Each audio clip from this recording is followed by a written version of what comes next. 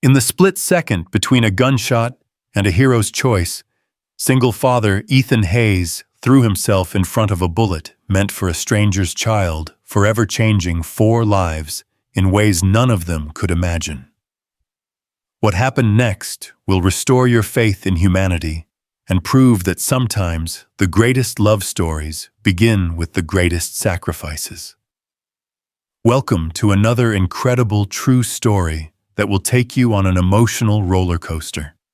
Stay with me until the very end to see how this remarkable tale unfolds, and please comment below with your city so I can see how far this story has traveled around the world. The autumn sun hung low over Denver's Riverside Park, casting long shadows across the playground, where children's laughter echoed against the crisp October air. It was 4:30 p.m. on a Tuesday, that magical hour, when the day shift workers had gone home and the evening crowd hadn't yet arrived. The perfect time for a single father to steal a few precious moments with his son. Ethan Hayes sat on a weathered wooden bench, his calloused hands wrapped around a lukewarm cup of coffee from the gas station down the street. At 34, he looked older than his years. The weight of widowhood had carved lines around his green eyes, and his brown hair, once meticulously styled for his corporate job, now fell in unruly waves that he rarely bothered to tame. His work boots were caked with dried concrete. His jeans bore the honest stains of manual labor, and his flannel shirt, one of the few things he'd kept from his old life, hung loose on his now lean frame. "Dad, watch this!" 8-year-old Liam Hayes called out from the soccer field, his voice bright with the kind of pure joy that seemed to have become rarer since his mother's death 2 years ago. The boy had inherited his father's green eyes, but his mother's infectious smile, the one that could light up a room and make even the darkest days seem manageable. Ethan forced a smile and raised his coffee cup in acknowledgement. "Show me what you've got, buddy." Liam dribbled the worn soccer ball between orange cones that other kids had abandoned, his tongue poking out in concentration, the same way his mother used to do when she was focused on something important. Sarah. Even thinking her name still felt like pressing on a fresh bruise.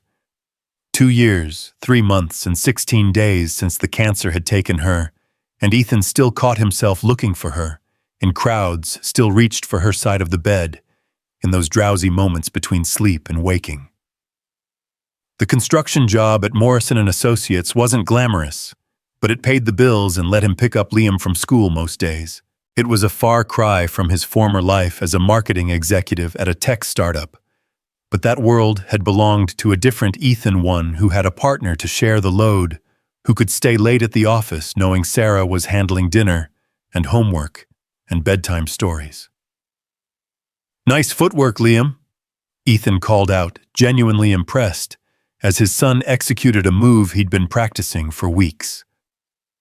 Across the playground, another parent sat on a bench, about 50 feet away, though she was clearly in a different world entirely.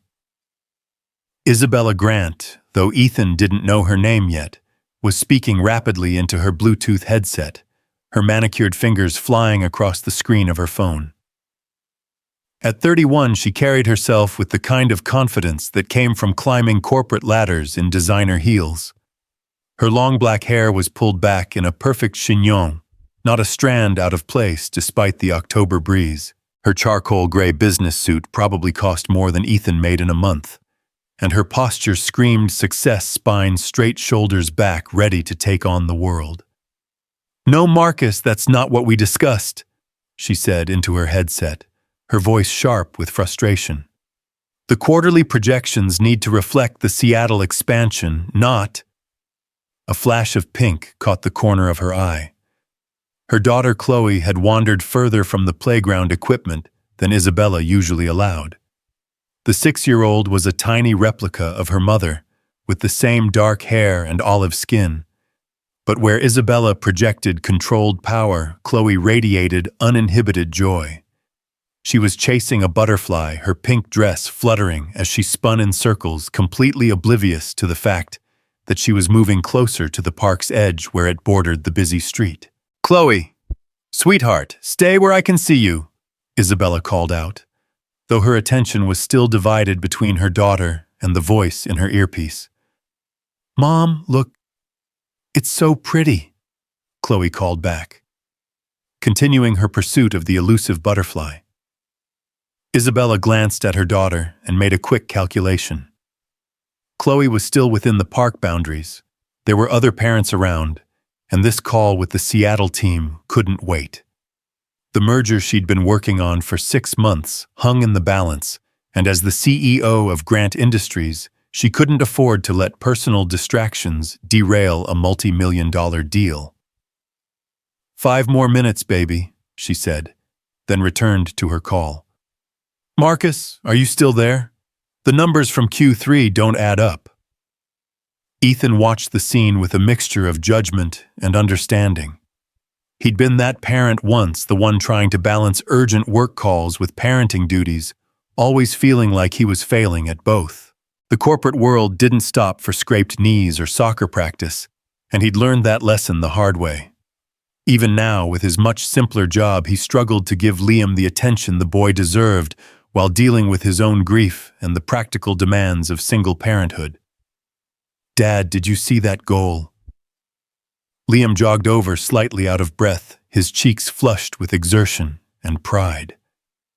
"I did, buddy. That was incredible." Ethan ruffled his son's sweaty hair. "Your mom would have been so proud." Liam's expression sobered for a moment, that brief shadow that crossed his face whenever his mother was mentioned. But then, with the resilience that amazed Ethan every day, the boy's smile returned. "Do you think she can see me play from heaven?" Liam asked, settling onto the bench beside his father. Ethan's throat tightened. These questions never got easier. "I think she sees everything you do, buddy, and I think she's cheering louder than anyone." They sat in comfortable silence for a moment, watching other families enjoy the playground.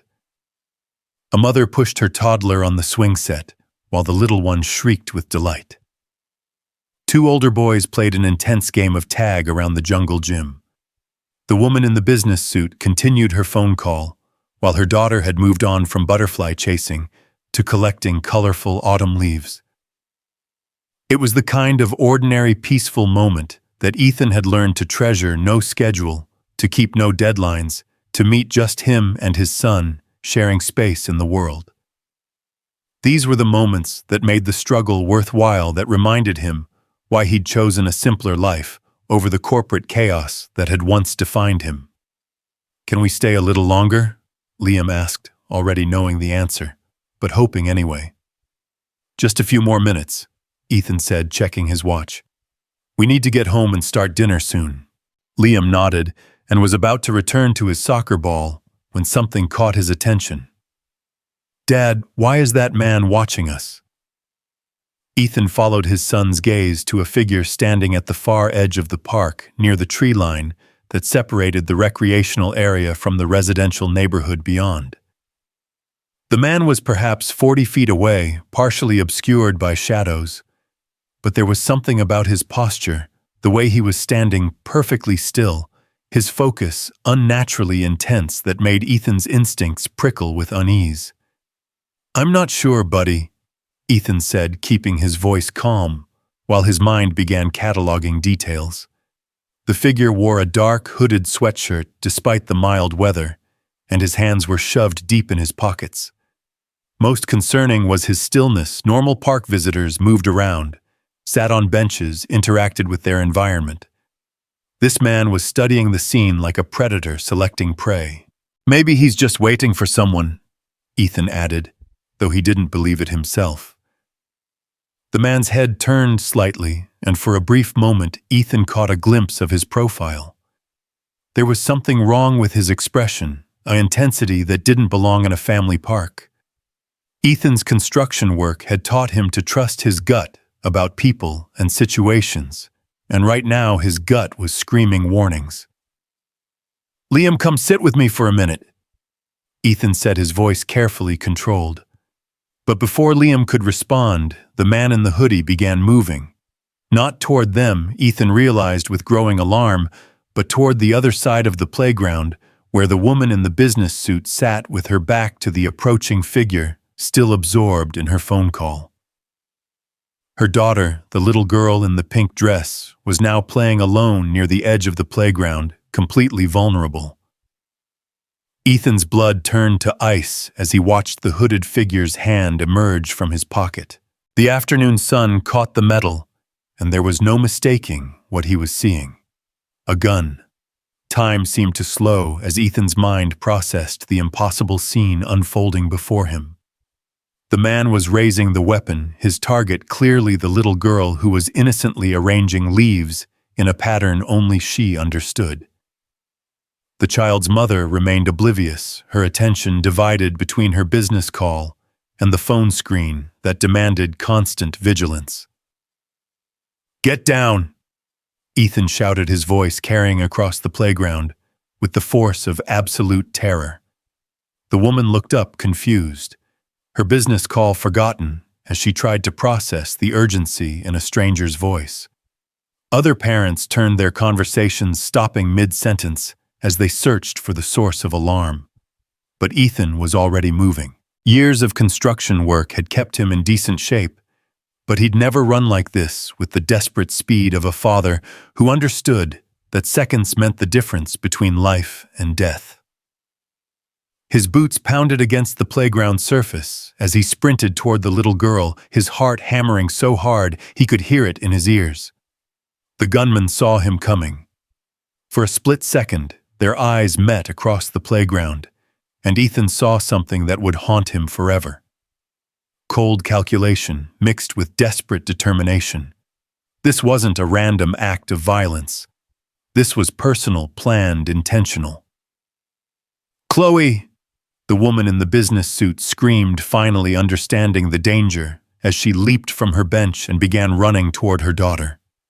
But she was too far away. They were all too far away, except Ethan. He reached the little girl just as the gunman steadied his aim. Without thinking, without calculating the cost, without considering any outcome beyond protecting an innocent child, Ethan threw himself between the gun and its target. "Stay down, sweetheart," he whispered to the terrified girl as he wrapped his arms around her small body, shielding her with his own. The shot rang out across the playground like thunder, silencing the birds and freezing every person within earshot. Ethan felt the impact, a white-hot lance of pain that tore through his left shoulder and spun him around. But even as he fell, he kept his arms wrapped around the little girl, cushioning her fall with his own body. "Daddy!" Liam's scream cut through the chaos, raw with terror and confusion. The playground erupted into pandemonium. Parents grabbed their children and ran for cover. Someone was shouting into a phone, calling 911. The gunman, perhaps startled by the unexpected interference or afraid of being caught, melted back into the tree line and disappeared. But Ethan barely registered any of it. His world had narrowed to the warm weight of the child in his arms, her small body shaking with fear, and the spreading warmth of his own blood soaking through his flannel shirt. "Are you okay, sweetheart?" He managed to ask, his voice rough with pain. The little girl, Chloe, looked up at him with wide, dark eyes, filled with tears. "Why did you help me?" she whispered. Before Ethan could answer, the woman in the business suit reached them, dropping to her knees beside her daughter with a sob of relief and terror. "Chloe! Oh God, Chloe, are you hurt?" Isabella's hands flew over her daughter's small form, checking for injuries, her professional composure completely shattered. "I'm okay, Mommy," Chloe said in a small voice. "But this man is bleeding."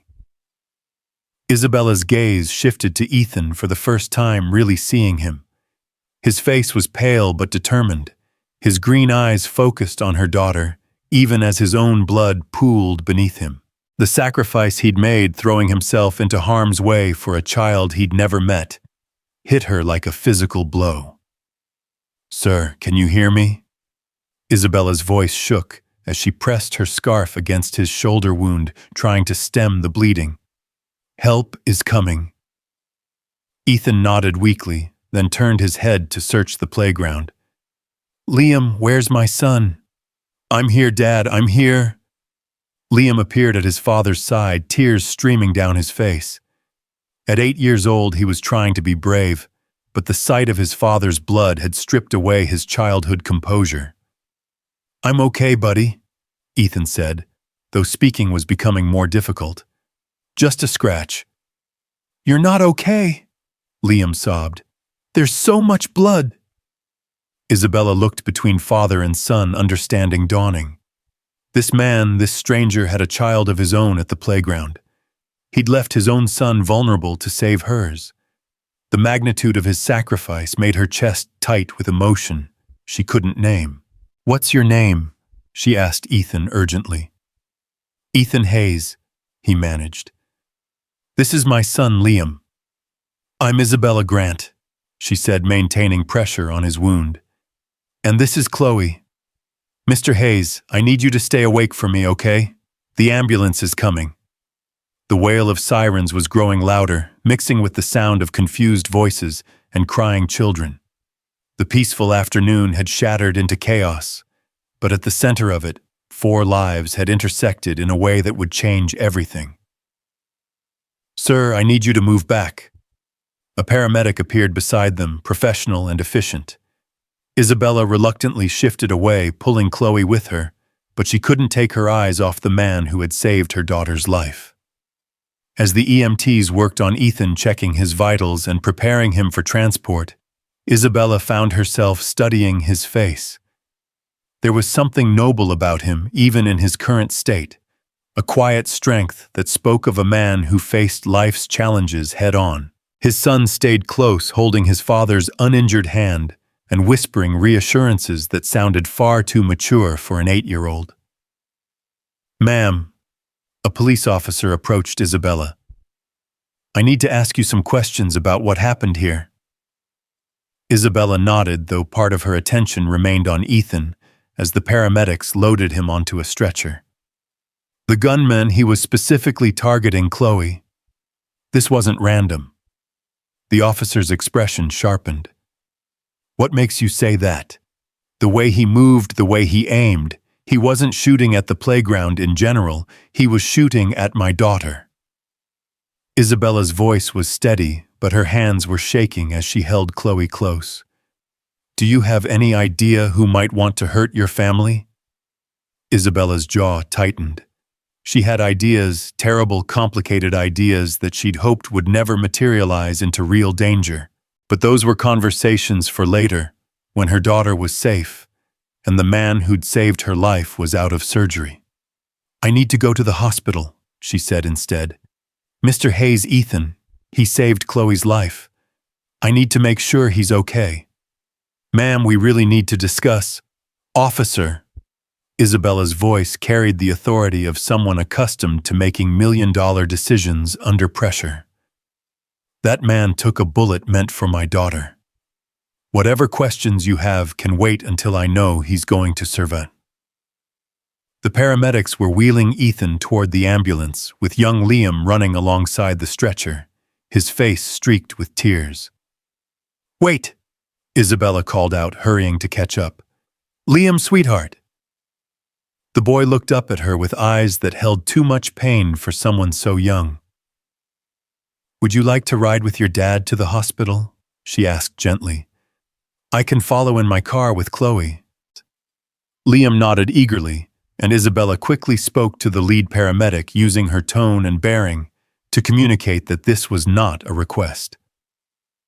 Money and influence had their privileges, and she intended to use every advantage she had to help this family. As the ambulance pulled away, Isabella stood in the parking lot holding her daughter, watching the vehicle disappear into traffic. Around them, the playground was being cordoned off with yellow tape, and other parents were being interviewed by police. The normal rhythms of the day had been completely disrupted, replaced by the aftermath of violence and the beginning of something neither Isabella nor Ethan could have anticipated. "Mommy," Chloe said quietly, "will the nice man be okay?" Isabella looked down at her daughter, her beautiful, alive, unharmed daughter, and felt tears threaten for the first time since the shooting. "I don't know, sweetheart, but we're going to do everything we can to help him." As they walked to Isabella's BMW, Chloe asked, "Why did he save me? He doesn't even know me." It was a question that would echo in Isabella's mind for weeks to come. Why had a complete stranger risked everything for her child? What kind of man makes that choice without hesitation? And what did she owe someone who had given so much? The answers to those questions would reshape 4 lives in ways none of them could imagine. But for now, Isabella had simpler priorities: get to the hospital, make sure Ethan Hayes survived, and figure out how to protect both their families from whoever had tried to turn an ordinary Tuesday afternoon into a tragedy. The drive to Denver General Hospital took 22 minutes in rush-hour traffic. 22 minutes for Isabella to call her assistant and cancel the rest of her day. 22 minutes to hold her daughter and marvel at the miracle of her continued existence. 22 minutes to think about the stranger who had placed himself between a bullet and a child he'd never met. By the time they reached the hospital, Isabella Grant, CEO mother, and newly minted witness to genuine heroism, had made a decision that would alter the trajectory of 2 families forever. Whatever it took, whatever it cost, she would make sure that Ethan Hayes and his son never wanted for anything again. It was the least she could do for the man who had saved everything that mattered to her. The only question now was whether he would survive long enough for her to tell him so. The fluorescent lights of Denver General Hospital's emergency room cast everything in harsh clinical white as Isabella pushed through the automatic doors, with Chloe pressed close to her scene. The familiar smell of antiseptic and floor wax filled her nostrils, bringing back unwanted memories of her own father's final days in a place just like this one. But today wasn't about the past. It was about the future of the man who had saved her daughter's life. "Excuse me," Isabella approached the reception desk, her voice carrying the same authority that commanded boardrooms, though now it was edged with genuine concern. "I need information about a gunshot victim who was just brought in. Ethan Hayes." The nurse, a middle-aged woman with kind eyes and graying hair pulled back in a practical ponytail, looked up from her computer screen. "Are you family?" "No, but," Isabella started, then stopped. In the corporate world, she could name-drop and influence her way past most obstacles, but hospital privacy laws were different. More importantly, she realized she didn't want to use her power here. This wasn't about what Isabella Grant, the CEO, could demand. This was about what one human being owed another. "He saved my daughter's life," she said simply.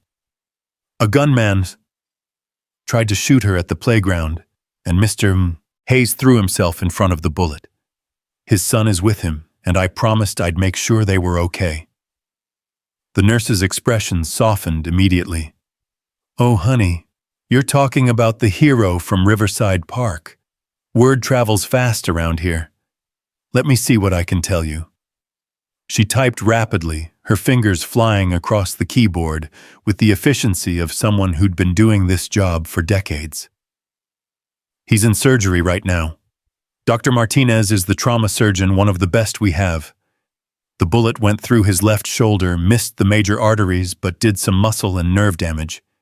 He's going to need extensive physical therapy, but he should make a full recovery." Isabella felt a weight she hadn't realized she was carrying lift from her chest.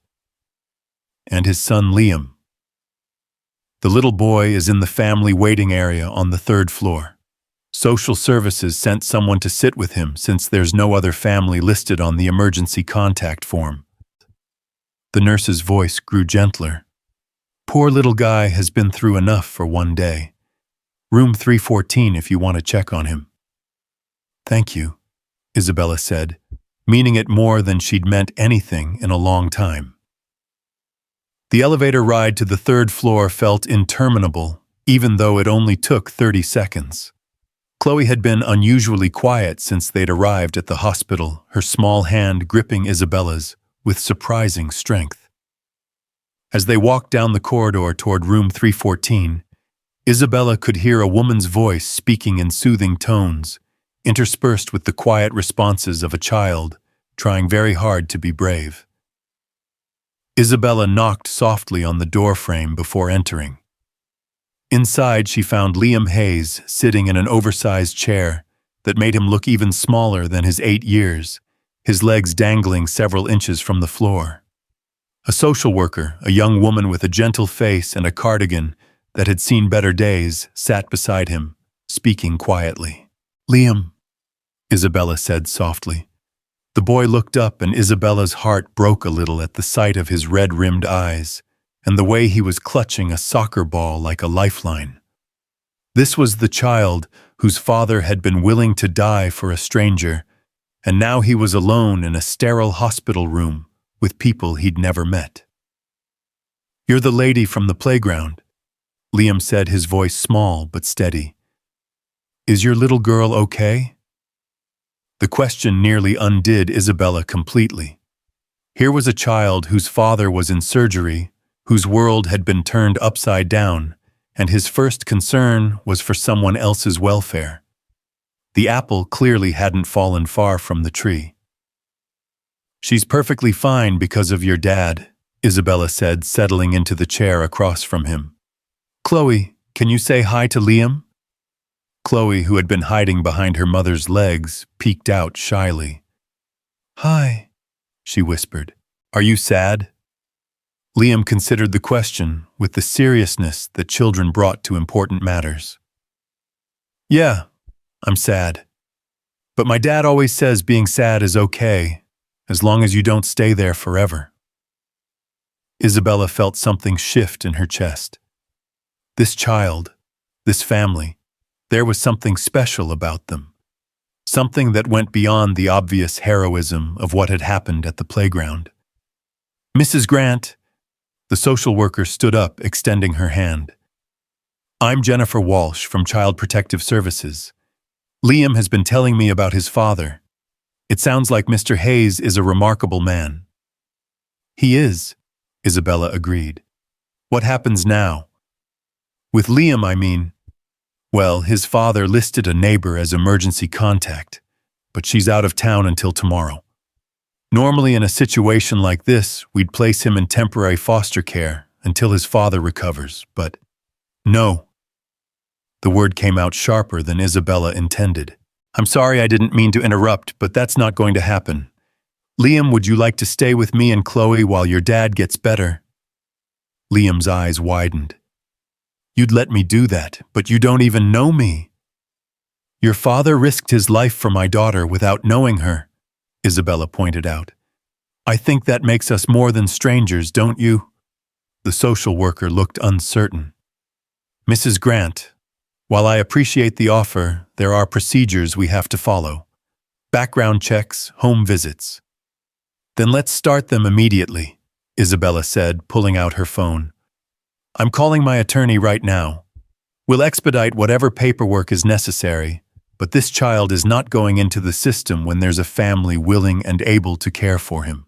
20 minutes and 3 phone calls later, Isabella had mobilized her legal team, arranged for emergency background checks, and somehow convinced Jennifer Walsh that placing Liam with the family his father had saved was not only appropriate but probably therapeutic for everyone involved. "Liam," Isabella said, kneeling down so she was at eye level with the boy. "Would you like to see your dad before we go home?" "Is he awake?" Liam asked hopefully. "Not yet, but the nurse said we could peek in on him, just for a minute." They made their way down to the surgical recovery ward, where Dr. Martinez, a compact woman with silver-streaked hair and confident hands, was just finishing her post-operative notes. "You must be the family," Dr. Martinez said, looking up from her chart. Your husband is one lucky man, Mrs. Hayes. Another inch to the right, and we'd be having a very different conversation. Oh, we're not, Isabella started, then realized the assumption was natural, given the circumstances. I'm Isabella Grant. Mr. Hayes saved my daughter's life. This is his son, Liam. Dr. Martinez's eyebrows rose slightly, but she recovered quickly. Well, regardless of the relationship, Mr. Hayes is going to be fine. The surgery went well, though he'll need several months of physical therapy to regain full use of his shoulder. The bullet damaged some muscle tissue and nicked a nerve, but nothing that won't heal with time and effort. Can I see him? Liam asked, his voice barely above a whisper. He's still under anesthesia, but yes, you can see him for a few minutes. Just remember, he looks a lot worse than he actually is, okay? Nothing could have prepared Isabella for the sight of Ethan Hayes in that hospital bed. The strong, decisive man who had sprinted across a playground to save her daughter looked fragile under the white sheets, his face pale against the institutional pillows. Monitors beeped steadily, tracking his vital signs, while an IV dripped fluid into his arm. His left shoulder was heavily bandaged, and his usually unruly brown hair had been pushed back from his forehead, making him look younger and somehow more vulnerable. "Dad," Liam whispered, approaching the bed cautiously. Ethan's eyes fluttered open, unfocused at first, but gradually clearing as he registered his son's presence. "Hey, buddy," he said, his voice rough from the anesthesia. "You okay?" "I'm okay, Dad. Are you okay?" Ethan managed a weak smile. "I'm going to be fine. Just need to rest for a while." His gaze shifted to Isabella, who was standing near the foot of the bed with Chloe beside her. "Is your daughter—" "She's perfect," Isabella said quickly. "Not a scratch on her, thanks to you." "Good," Ethan said, his eyelids growing heavy again. "That's what matters." "Mr. Hayes," Isabella said urgently, sensing he was about to drift back to sleep. "I've asked Liam to stay with my family while you recover. I hope that's okay with you." Ethan's eyes snapped open again, more alert now. "You don't have to do that. Mrs. Grant, Isabella Grant. And yes, I do have to do this. You saved my daughter's life. It's the least I can do." "I can't accept—" Ethan started to protest, but Isabella held up a hand.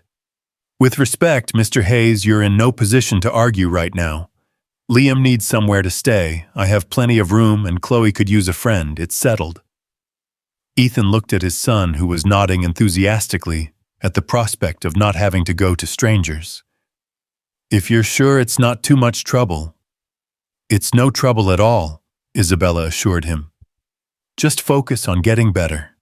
We'll take care of everything else." As they prepared to leave, Ethan caught Isabella's hand with his uninjured arm. "Mrs. Grant, why are you doing this?" Isabella looked down at their joined hands, his rough and calloused from honest work, hers soft and manicured from a life of privilege, and realized she didn't have an adequate answer. The truth was complicated, involving guilt and gratitude and something else she wasn't ready to name. "Because you're a good man, Ethan Hayes," she said simply. "And good men are rare." The drive to Isabella's house in Cherry Hills Village was a study in contrasts. Her BMW's leather interior was a far cry from the worn seats of Ethan's pickup truck, and the neighborhood she called home featured mansions hidden behind gates and perfectly manicured lawns that probably cost more to maintain than most people made in a year. "Whoa!" Liam breathed as they pulled through the electronic gates and up the circular driveway. "You live here?" "We do," Isabella said suddenly, seeing her home through the eyes of a child who'd grown up in a modest apartment. The house was impressive, a sprawling contemporary design, with floor-to-ceiling windows and clean lines that spoke of expensive architectural vision.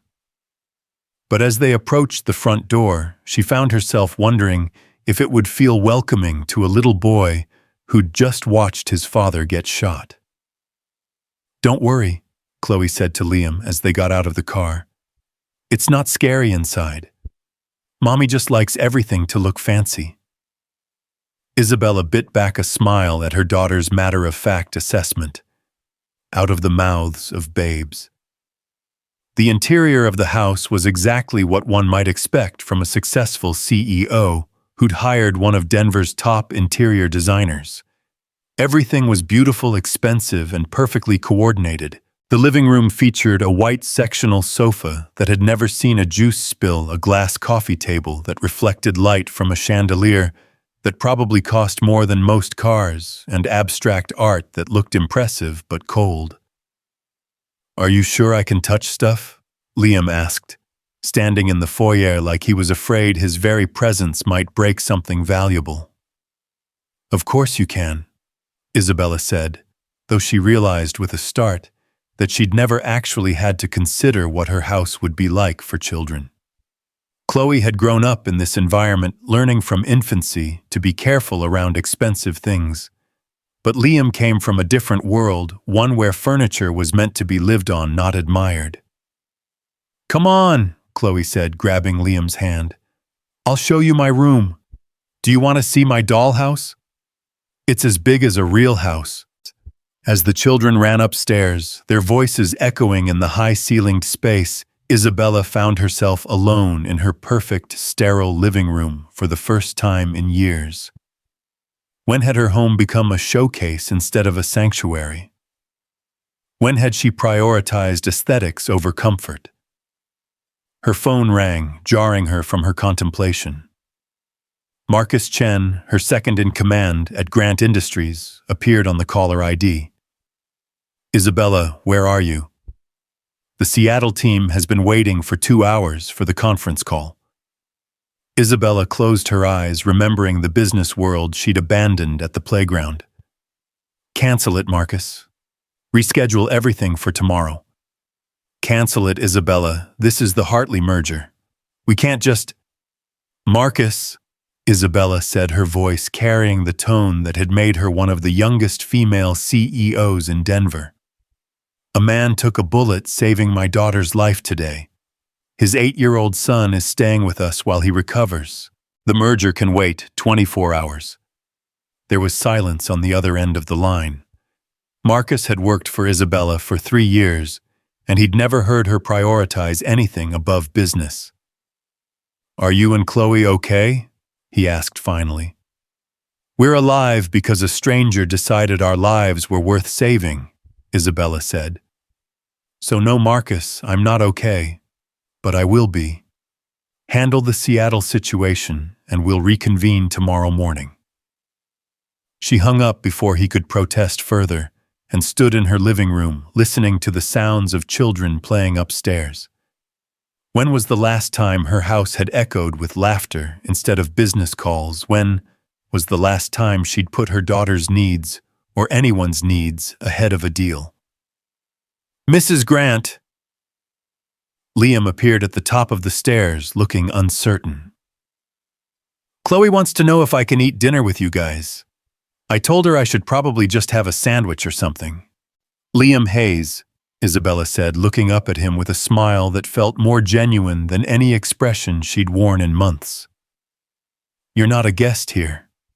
You're family now for as long as you need to be. And family eats dinner together." She'd intended it as a simple kindness, but the words hit her with unexpected force. Family. When had her own family become so small, so isolated? She and Chloe moved through their days like two ships passing in an elegantly appointed night. Isabella focused on conference calls and acquisition deals. Chloe shuttled between school and activities by a rotation of nannies and drivers. "Pizza!" Chloe announced, running down the stairs with Liam close behind. "Can we have pizza for dinner, please?" Isabella started to suggest something healthier, something more appropriate for a Tuesday evening, grilled salmon perhaps, or the organic chicken breast her housekeeper usually prepared. But then she looked at Liam's face, still bearing the traces of the afternoon's trauma, and made an executive decision that had nothing to do with nutrition and everything to do with comfort. "Pizza sounds perfect," she said, pulling out her phone. "What kind do you like, Liam?"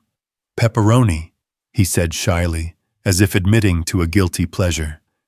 "Pepperoni it is, and maybe some of those garlic knots that Chloe loves." As she placed the order, Isabella realized she couldn't remember the last time she'd eaten takeout pizza. Her usual dinners were either business meals at expensive restaurants or carefully planned affairs prepared by her housekeeper. But watching Liam and Chloe build a fort out of couch cushions in her pristine living room, she found herself looking forward to greasy pizza and the kind of mess that came with children being children. The pizza arrived 45 minutes later, and they ate it sitting on the floor of the family room. A space Isabella rarely used because it felt too casual for entertaining clients.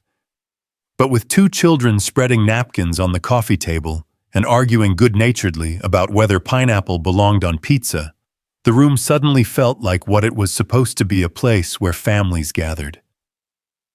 "My dad makes really good spaghetti," Liam said between bites. "He learned how from my mom before she died. She said cooking was like love you could taste." The casual mention of his mother's death hit Isabella like a physical blow. She'd been so focused on the immediate crisis that she hadn't fully processed what Liam's life had been like before today. This was a child who'd already lost one parent, and this afternoon he'd come terrifyingly close to losing the other. "Tell me about your mom," Isabella said gently. Liam's face lit up with the kind of pure joy that came from being invited to share a treasured memory. "She was the best mom ever. She had yellow hair like sunshine, and she always smelled like the vanilla candles she liked to burn. She used to read me stories every night, and she did all the voices different. When she got sick, Dad tried to do the voices too, but he wasn't very good at it." Liam giggled at the memory. "She said he sounded like a frog trying to be a princess." "She sounds wonderful," Isabella said, and meant it. "She was. Dad says she's watching me from heaven, but sometimes I wish she could watch from here instead." Liam's matter-of-fact delivery made the statement even more heartbreaking. "I lost my dad when I was about your age," Isabella found herself saying. "It's hard, isn't it? Missing someone that much." Liam nodded solemnly. "But Dad says missing people means you loved them a lot, so it's kind of like keeping them with you." Isabella felt tears threaten for the second time that day. This 8-year-old boy and his father had found a way to transform grief into something bearable, something that honored love instead of drowning in loss. It was a lesson she'd never learned from her own losses. "Your dad sounds like a very wise man," she said. "He is," Liam agreed. "He always knows what to say when I'm scared or sad. And he makes the best pancakes on Saturday mornings. They're shaped like Mickey Mouse ears." As the evening progressed, Isabella found herself seeing her own life through Liam's eyes. The house that had seemed impressive now felt cold and impersonal. The lifestyle that had seemed successful now felt empty. This child, who came from so much less in material terms, possessed something she'd lost somewhere along the way. The ability to find joy in simple things, to value people over possessions, to understand that love was more important than luxury. "Mrs. Grant," Liam said as they were cleaning up the pizza boxes. "Can I call you Isabella? Mrs. Grant sounds like you're my teacher or something." "Of course you can, sweetheart. What should I call your dad when he's feeling better?" "Just Ethan," Liam said. "He doesn't like being called Mr. Hayes. He says it makes him feel old." Isabella smiled, imagining the conversation.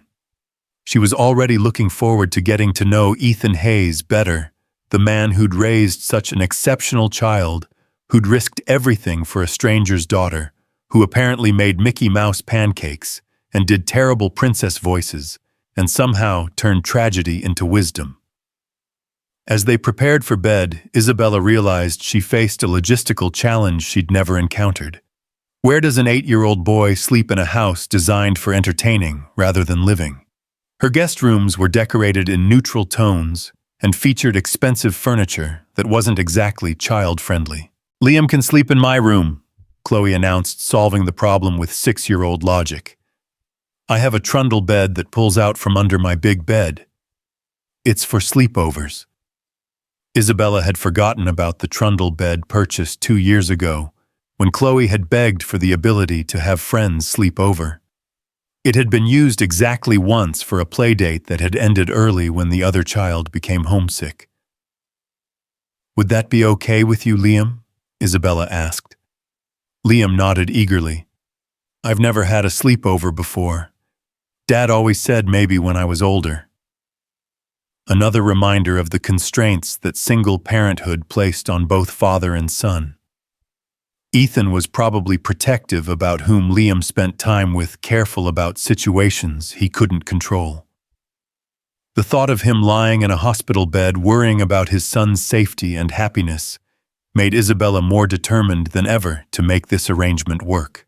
Getting 2 excited children ready for bed proved more challenging than negotiating million-dollar acquisitions. There was teeth-brushing, supervision, pajama selection, and a minor diplomatic crisis over which stuffed animals would be granted bed privileges. But eventually, both children were settled in Chloe's room, whispering and giggling in the darkness like old friends rather than children who'd met hours earlier. Isabella stood in the doorway, listening to their quiet conversation, and felt something she hadn't experienced in years. Her house felt like a home. "Isabella." Liam's voice was soft in the darkness. "Yes, sweetheart. Thank you for letting me stay here. And thank you for making sure my dad is okay." "You don't need to thank me, Liam. We're going to take care of each other now, okay?" "Okay," he whispered. "That's what families do." As Isabella finally made her way to her own bedroom, Liam's words echoed in her mind. That's what families do. When had she stopped thinking of family as something you create rather than something you inherit? When had she forgotten that the most important things in life couldn't be bought or sold or negotiated? She pulled out her laptop, intending to catch up on the emails that had undoubtedly been piling up since her abrupt departure from the office. But instead of opening her email, she found herself researching physical therapy for gunshot wounds, looking up information about trauma counseling for children, and making notes about changes she wanted to make to ensure Liam felt comfortable in her home. For the first time in years, Isabella Grant fell asleep, thinking about something other than business. She dreamed of pancakes shaped like Mickey Mouse ears, and children's laughter echoing through rooms that had been too quiet for too long. And somewhere in those dreams, she glimpsed the possibility that saving her daughter's life might not be the only gift Ethan Hayes had given her family. The first rays of dawn filtered through the floor-to-ceiling windows of Isabella's bedroom, casting long shadows across the hardwood floors as her phone buzzed insistently on the nightstand. She'd been awake for the better part of an hour, staring at the ceiling and replaying the events of the previous day in vivid detail. Every time she closed her eyes, she saw the gunman's cold stare, heard the crack of the gunshot, felt the weight of Chloe's small body pressed against her as they'd waited for news about Ethan's surgery. The phone buzzed again. Marcus no doubt wondering when she'd be in the office to handle the crisis that yesterday's canceled meetings had undoubtedly created. But for the first time in her professional life, Isabella found herself reluctant to return to the world of conference calls and acquisition deals. The sound of children's whispered conversations drifting from Chloe's room seemed infinitely more important than whatever emergency was waiting in her inbox. "Mommy?" Chloe's voice came from the doorway, followed by the soft padding of bare feet across the carpet. "Liam wants to know if we can visit his daddy today." Isabella sat up, gathering her daughter into her arms. Of course we can, sweetheart. How did you both sleep? Good, Chloe said, snuggling against her mother's warmth. Liam told me stories about his mom. She sounded really nice. The simple statement hit Isabella with unexpected force. While she'd been building her empire and climbing corporate ladders, this 8-year-old boy had been learning to navigate loss and grief with a wisdom that shamed her own emotional intelligence. What stories would Chloe tell about her own childhood? Would they involve missed bedtimes due to conference calls, canceled vacations, because of urgent deals, a mother who was physically present but emotionally absent? She was nice, Isabella said softly. And Liam is lucky to have a daddy who keeps her memory alive. Are we lucky too? Chloe asked, with the directness that only children possessed. What do you mean, baby? Are we lucky that Liam's daddy saved me? Are we lucky that Liam is staying with us? Isabella considered the question seriously. 24 hours ago, her life had been predictable, controlled, insulated from the messiness of real human emotion. Now she was responsible for a traumatized child whose father was lying in a hospital bed, and somehow it felt like the most natural thing in the world. Yes, she said finally. I think we're very lucky indeed. The morning routine at the Grant household had never included an 8-year-old boy who insisted on making his own bed with military precision and asked politely if he could help with breakfast. Isabella watched from the kitchen doorway as Liam carefully arranged throw pillows on the couch. He'd slept on his small face, serious with concentration. You don't have to do that, sweetheart, she said, approaching with a cup of coffee that had gone cold while she'd been fielding increasingly urgent texts from her office. My dad always says leaving a place better than you found it is good manners, Liam replied, adjusting a pillow that was already perfectly straight. And you're being so nice to let me stay here. Isabella felt that familiar tightening in her chest that seemed to accompany every interaction with this remarkable child. Liam, this is your home now for as long as you need it. You don't have to earn your place here by being perfect. Liam looked up at her with those green eyes that were so like his father's, filled with a maturity that no 8-year-old should possess. My dad might not be able to work for a while because of his hurt shoulder. He's going to worry about money and rent and stuff.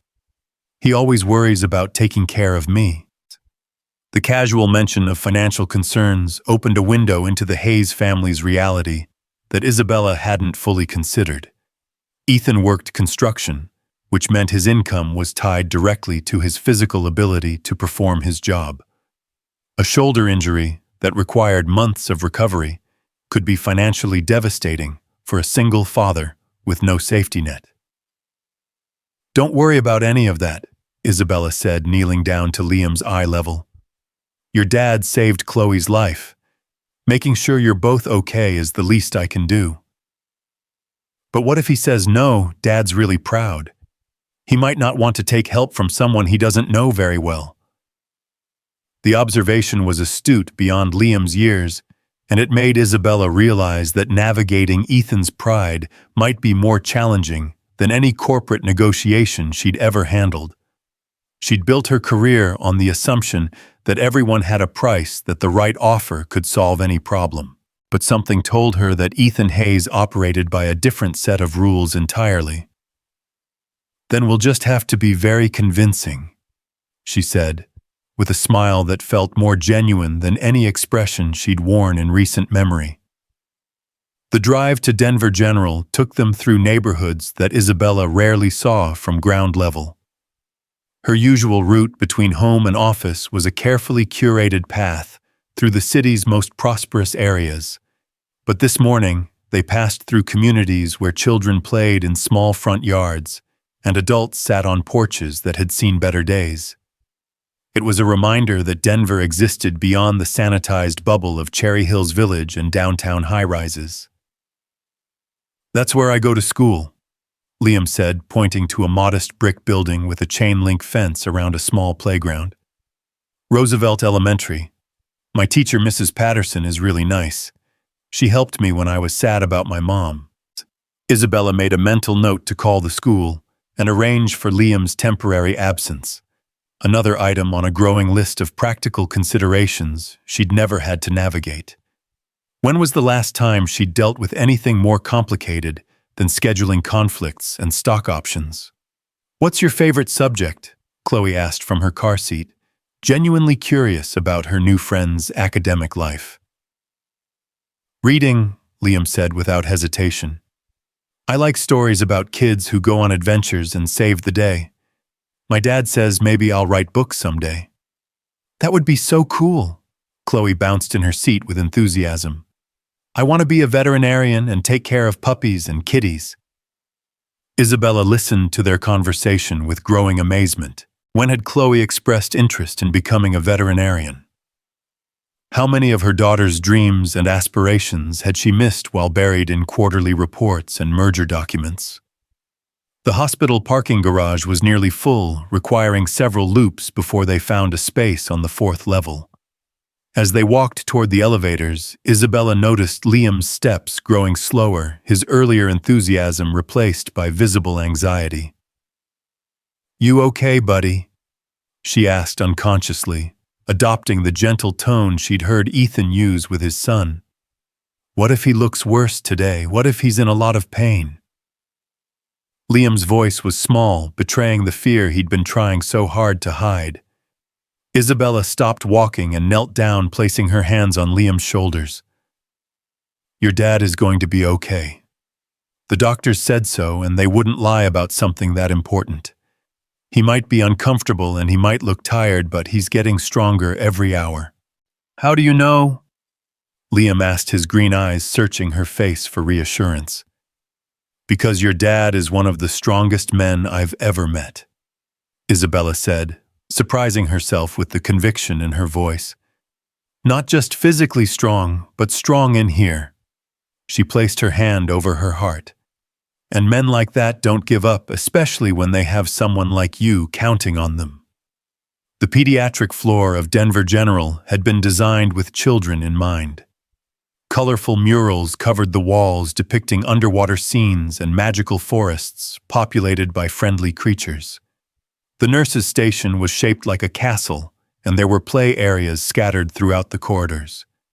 But despite the cheerful atmosphere, Isabella could feel the weight of worry that permeated the space. Families dealing with illness and injury, children facing challenges no child should have to face. Ethan's room was on the surgical recovery floor, a more sterile environment, where the focus was on healing rather than entertainment. As they approached room 408, Isabella felt her own anxiety spike. What if Liam was right? What if Ethan looked worse today? What if the confident prognosis they'd received yesterday had been overly optimistic? "Dad?" Liam knocked softly on the doorframe before entering, his voice hopeful but tentative. Ethan was awake, propped up in bed with his left arm immobilized in a sling that looked like a complex engineering project. His color was better than it had been the previous evening, though the pain medication had given his eyes a slightly unfocused quality. When he saw his son, his face transformed with a smile that made him look years younger. "Hey there, Superman," Ethan said, his voice stronger than Isabella had expected. "How's my boy?" "I'm good, Dad. Are you feeling better?" Liam approached the bed cautiously, as if afraid that moving too quickly might cause additional harm. "Much better," Ethan assured him, extending his uninjured arm for a careful hug. "Dr. Martinez says I'm healing ahead of schedule, probably because I have the best motivation in the world to get better." Isabella watched the reunion from the doorway, Chloe's hand clasped firmly in her own. There was something profoundly moving about the tenderness between father and son, the way they communicated as much through touch and expression as through words.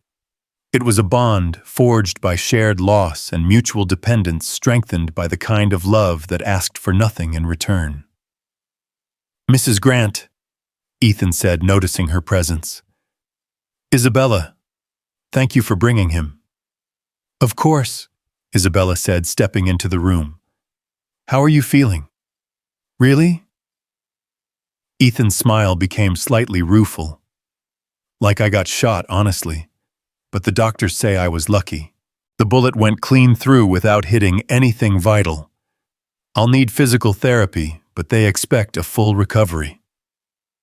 "That's wonderful news," Isabella said, meaning it completely. "When do they think you'll be able to go home?" "Tomorrow, if everything continues to progress well. Which brings up something I need to discuss with you." Ethan's expression grew serious. "I can't possibly accept your generous offer to let Liam stay with you. It's too much to ask of someone I barely know." Isabella had been expecting this conversation, had prepared for Ethan's pride to complicate what seemed like a simple solution to a complex problem.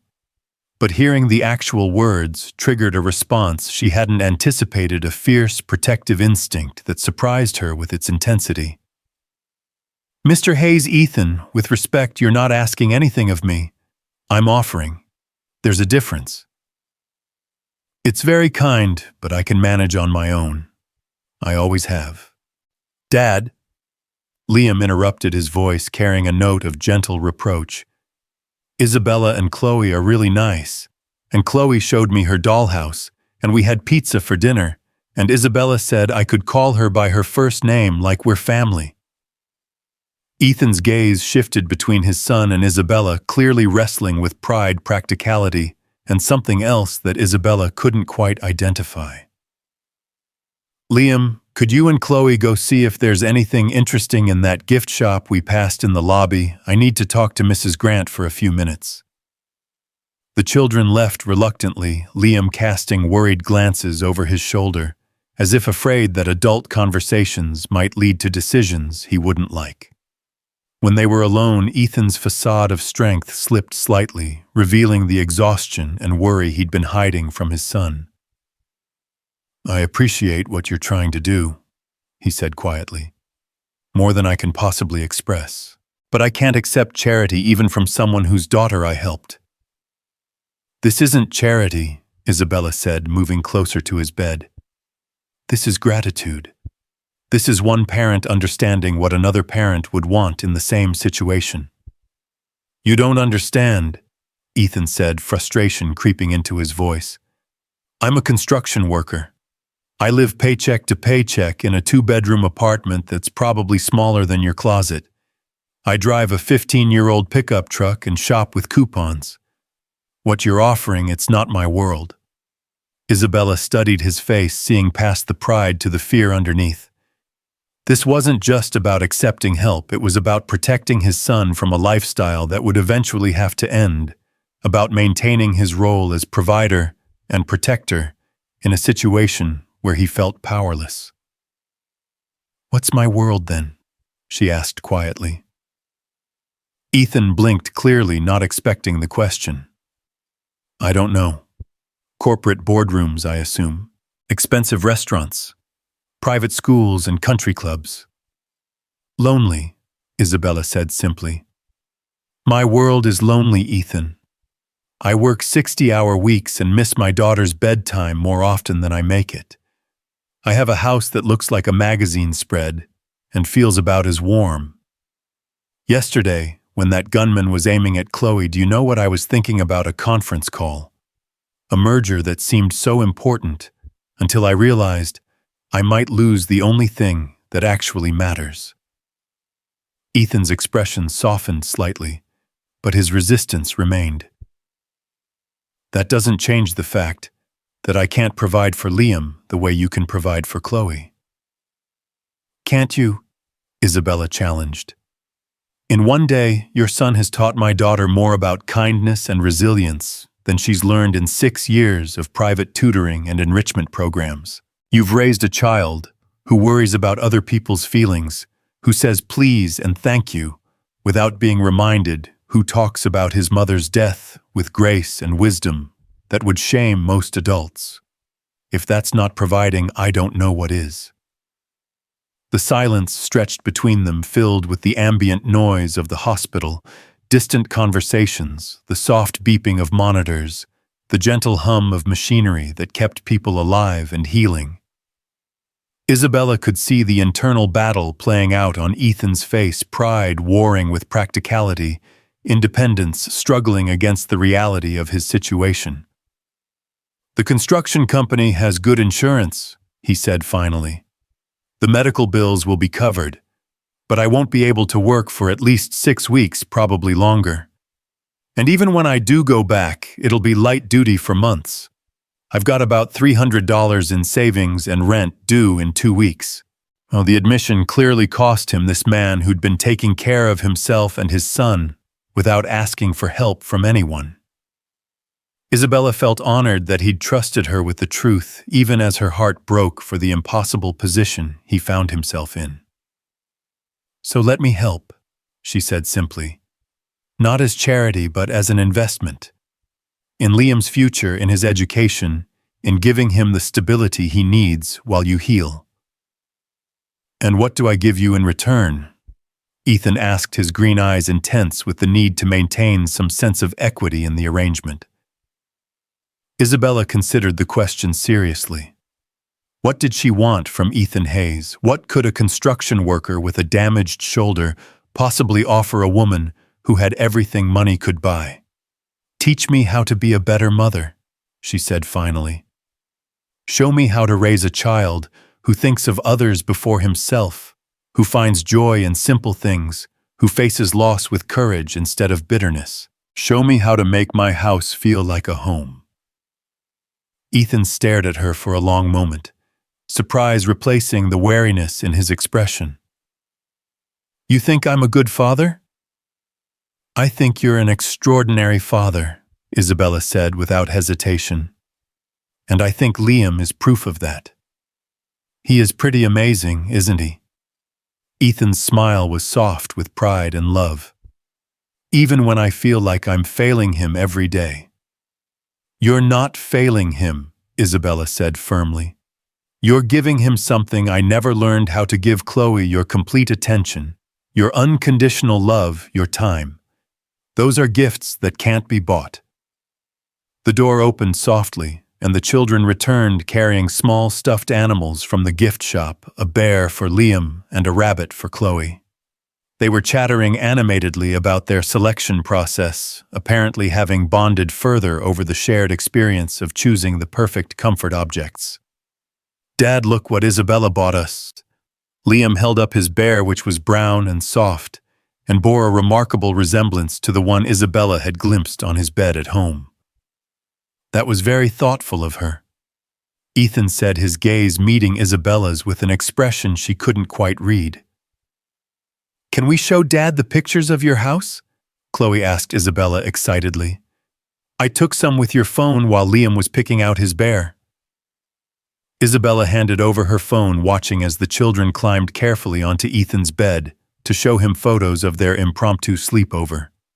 The images were a revelation: her pristine living room transformed by pillow forts and pizza boxes, her formal dining room hosting a tea party with stuffed animals as guests, Chloe's room alive with the kind of chaos that came from children actually playing instead of posing for portraits. "Looks like you've been having quite an adventure," Ethan said to his son, though his eyes remained on the photos that showed his child at home in a world so different from their own. "It's like living in a castle," Liam said, with 8-year-old hyperbole. "But a nice castle where the princess is friendly and makes really good pancakes." "You made pancakes?" Ethan asked Isabella, surprise evident in his voice. "Mickey Mouse-shaped," Isabella confirmed, feeling absurdly proud of her morning's culinary achievement. "Though I have to admit, yours probably taste better." "Probably not," Ethan said with a laugh that sounded more relaxed than anything she'd heard from him yet. "I'm not exactly a gourmet chef." Dr. Martinez chose that moment to enter for her afternoon rounds, bringing with her the brisk efficiency that Isabella was beginning to associate with medical professionals. After examining Ethan's wound and reviewing his chart, she pronounced herself satisfied with his progress. "If you continue healing at this rate, we can discharge you tomorrow afternoon," she told Ethan. "You'll need to take it easy for several weeks, though. No heavy lifting, no strenuous activity, and definitely no heroics in playgrounds." "I'll try to restrain myself," Ethan said dryly. "See that you do. Gunshot wounds aren't something to take lightly, even when they're through and through like yours." Dr. Martinez turned to Isabella. "Are you the family member who will be helping with his recovery?" "I." Isabella started, then stopped, uncertain how to define their relationship. "Yes," Ethan said quietly. "She's family." The simple statement hit Isabella with unexpected force. Family. Not charity case, not obligation, not debt to be repaid. Family. When had anyone outside of Chloe claimed her as family good? Dr. Martinez said, making notes in her chart. "He'll need help with basic tasks for the first week or so. Dressing, cooking, that sort of thing. The shoulder needs to stay immobilized until the muscle damage heals." After the doctor left, promising to return with discharge instructions, Isabella found herself alone with Ethan again, while the children explored the hospital's family lounge down the hall. "Family?" she asked, raising an eyebrow. Ethan had the grace to look slightly embarrassed. It seemed easier than explaining the complicated truth. "Besides, after what you've done for Liam, it feels true enough." The complicated truth, Isabella mused. What would that be exactly? That a woman I met yesterday under the worst possible circumstances has shown me and my son more kindness than we've received from anyone since Sarah died. That I'm not sure whether to be grateful or terrified by the way you've turned our lives upside down. That for the first time in 2 years, I'm not sure I can handle everything on my own. The admission hung between them raw and honest, in a way that reminded Isabella why she'd been drawn to this man from the beginning. In a world full of people who said what they thought others wanted to hear, Ethan Hayes told the truth even when it cost him. "You don't have to handle everything on your own," she said softly. "Not anymore." "Why?" Ethan asked, his green eyes searching her face. "Why are you doing this?" "Really?" Isabella considered lying, offering one of the socially acceptable explanations that would make them both more comfortable. But Ethan deserved better than comfortable lies. "Because yesterday, when I saw you running toward that gun, when I realized I'd never seen real courage before. Not the corporate kind, where the worst that can happen is losing money or prestige, but the kind that risks everything for someone else's child. Because when I watch you with Liam, I see the kind of parent I want to be. Because you've reminded me that some things are more important than quarterly profits and acquisition targets." She paused, gathering courage for the rest of the truth. "And because I think you and Liam might be exactly what Chloe and I need to become the kind of family we're supposed to be." Ethan was quiet for a long moment, processing her words. When he finally spoke, his voice was soft, with something that might have been wonder. "Sarah used to say that everything happens for a reason, even the bad things. I never really believed it, especially after she died. But maybe she was right. Maybe we were supposed to be at that playground yesterday. Maybe our families were supposed to find each other." "Maybe they were," Isabella agreed. The conversation was interrupted by the return of Liam and Chloe, both carrying cups of hot chocolate from the family lounge and chattering about their plans for the evening. As Isabella listened to their easy conversation, she realized that somewhere in the space of 24 hours, her definition of family had expanded to include a damaged construction worker and his extraordinary son. "Dad," Liam said, settling into the chair beside Ethan's bed. "Can I stay with Isabella and Chloe while you get better, please? They have a really cool game room, and Chloe knows how to make friendship bracelets, and Isabella said we could plant a garden in the spring." Isabella felt a moment of panic. Had she promised a garden, she could barely keep houseplants alive, let alone manage something as complex as actual gardening. But looking at Liam's hopeful face, she found herself nodding. "If that's what your dad thinks is best," she said. Ethan looked at his son, Shilly looked at him, and Isabella could see the moment when paternal pride overcame personal pride. Liam was happy. More than happy, he was thriving in a way that had nothing to do with material possessions, and everything to do with the simple joy of belonging somewhere. "I think," Ethan said slowly, "that might be exactly what's best for everyone." The rest of the afternoon passed in a blur of practical arrangements. Isabella found herself making lists, school transfers, doctor's appointments, physical therapy schedules, grocery shopping for child-friendly foods. It was the kind of detailed planning she excelled at in the corporate world, but applied to the infinitely more complex challenge of blending two very different families. As visiting hours drew to a close, Isabella reluctantly began gathering their things. Tomorrow would bring new challenges, bringing Ethan home, figuring out sleeping arrangements, navigating the delicate balance between helping and hovering. But for now, it was enough to know that they were moving forward together. "Isabella," Ethan said, as they prepared to leave, "I need you to promise me something." "Anything," she said, meaning it. "If this becomes too much, if having us in your life becomes more trouble than it's worth, you'll tell me. I don't want Liam to get attached to something that isn't permanent." Isabella looked at him seriously, understanding the fear behind the request. He was protecting his son the only way he knew how, preparing for the possibility of another loss in a young life that had already seen too much. "Ethan," she said quietly, "I've spent the last 6 years building a company from the ground up. I've navigated hostile takeovers, survived economic downturns, and turned a 2-person startup into a multi-million-dollar enterprise. If I can do all that, I think I can handle figuring out how to be part of your family." It wasn't the promise he'd asked for, but it was the truth.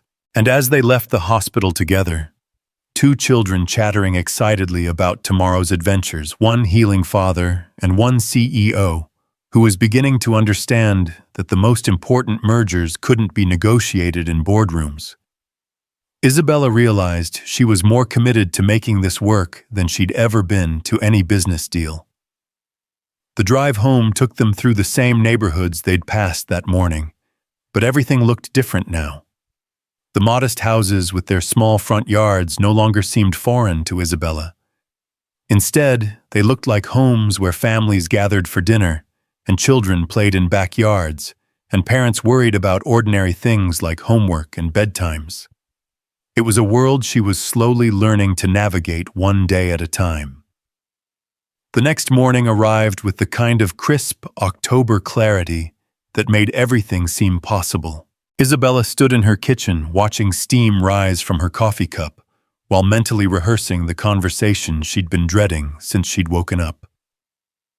Marcus had called 3 times before 7 a.m., each voicemail more urgent than the last. The Seattle merger was hanging by a thread. The board was asking questions, and clients were starting to notice her absence from critical meetings. "Isabella." Liam appeared in the doorway, fully dressed despite the early hour. His hair was still damp from the shower, and he'd made his bed with the same military precision she'd witnessed the day before. "Is everything okay? You look worried." The observation stopped her cold. When had an 8-year-old learned to read adult emotions so accurately? When had she become so transparent that a child could see through her carefully constructed facade? "Just thinking about work stuff," she said, forcing a smile. "Nothing for you to worry about." My dad used to get that same look when bills came in the mail, Liam said matter-of-factly. He tried to hide it, but I could tell he was stressed about money and taking care of me. Isabella set down her coffee cup and knelt to Liam's eye level, struck once again by his emotional intelligence. Liam, I want you to listen to me very carefully. Money isn't something you need to worry about anymore, okay? Not for you, not for your dad. I have more than enough to take care of all of us. But what if your work gets mad at you for helping us? What if they fire you? The question revealed a depth of understanding about adult responsibilities that no child should possess. Liam had clearly been absorbing more of his father's stress than Ethan had realized, learning to anticipate problems and worry about outcomes beyond his control. Nobody's going to fire me, sweetheart, Isabella said gently. I own the company. That means I get to decide what's important. Oh, Liam said, processing this information. So you're like the boss of the bosses, something like that. Isabella agreed, unable to suppress a smile at his phrasing. That's cool. My dad says good bosses take care of their people. I bet you're a really good boss. The simple faith in his voice made Isabella's chest tight with emotion. Here was a child who'd lost his mother, nearly lost his father, and been uprooted from everything familiar, yet he still believed in the essential goodness of people.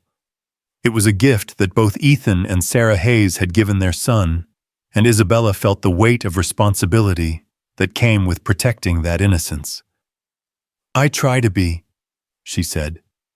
Now how about we make some breakfast before we go pick up your dad? The morning routine with two children proved more complex than Isabella had anticipated. Chloe, normally an easy child who dressed herself and ate without fuss, seemed determined to test every boundary now that she had an audience.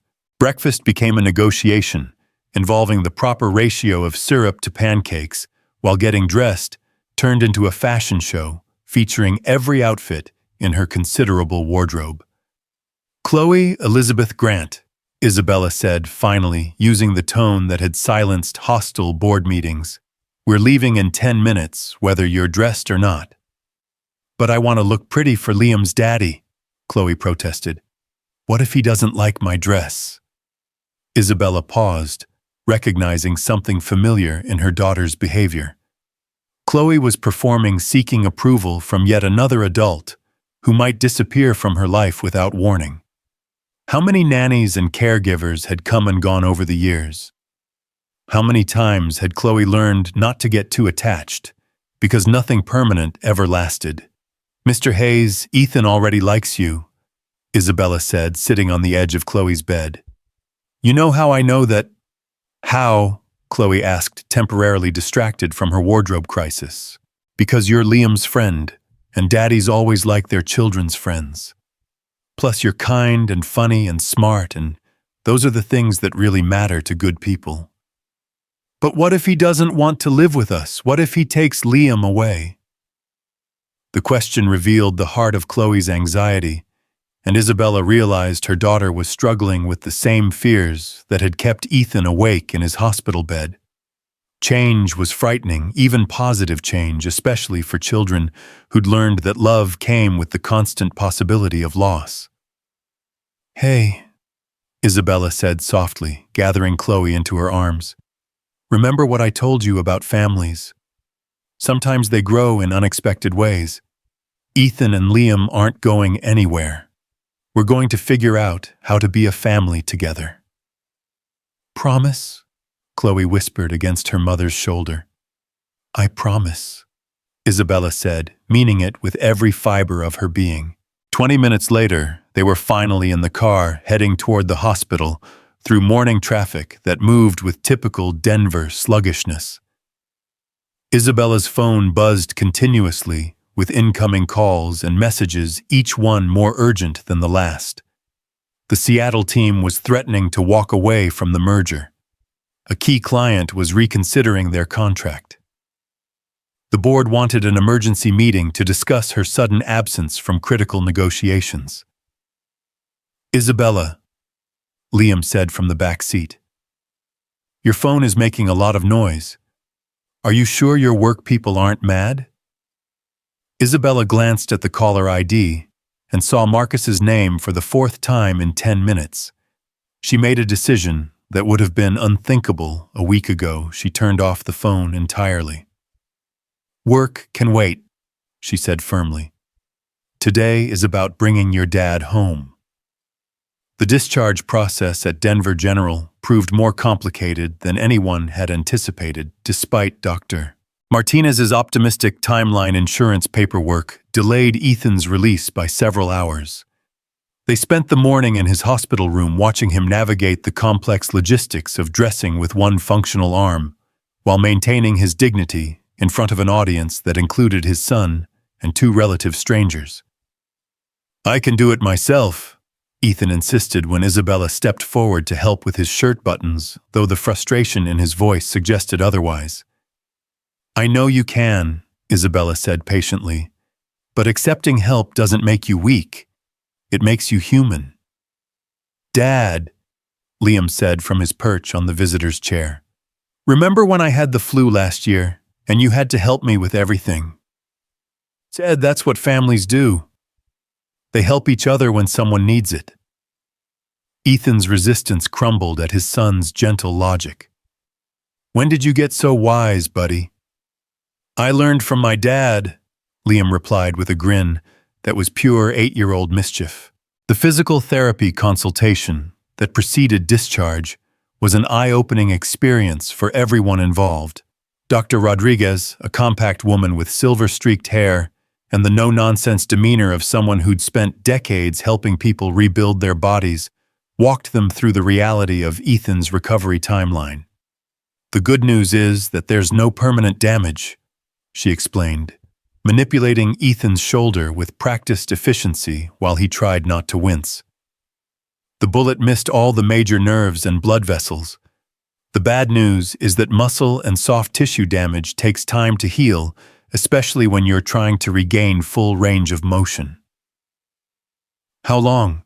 Ethan asked, though Isabella could see he was bracing himself for an answer he wouldn't like. 6 weeks minimum before you can return to light duty. 3 to 4 months before you're cleared for heavy construction work. That's assuming you follow the physical therapy protocol religiously and don't try to rush the process. Isabella saw Ethan's jaw tighten as he processed the financial implications of such an extended recovery. 4 months without income would be devastating for a single father with no savings cushion. But before he could voice his concerns, she spoke up. What about office work, administrative tasks that don't require physical labor? Dr. Rodriguez looked thoughtful. As long as he can type and doesn't have to lift anything heavier than a coffee cup, there's no medical reason he couldn't handle desk work within a few weeks.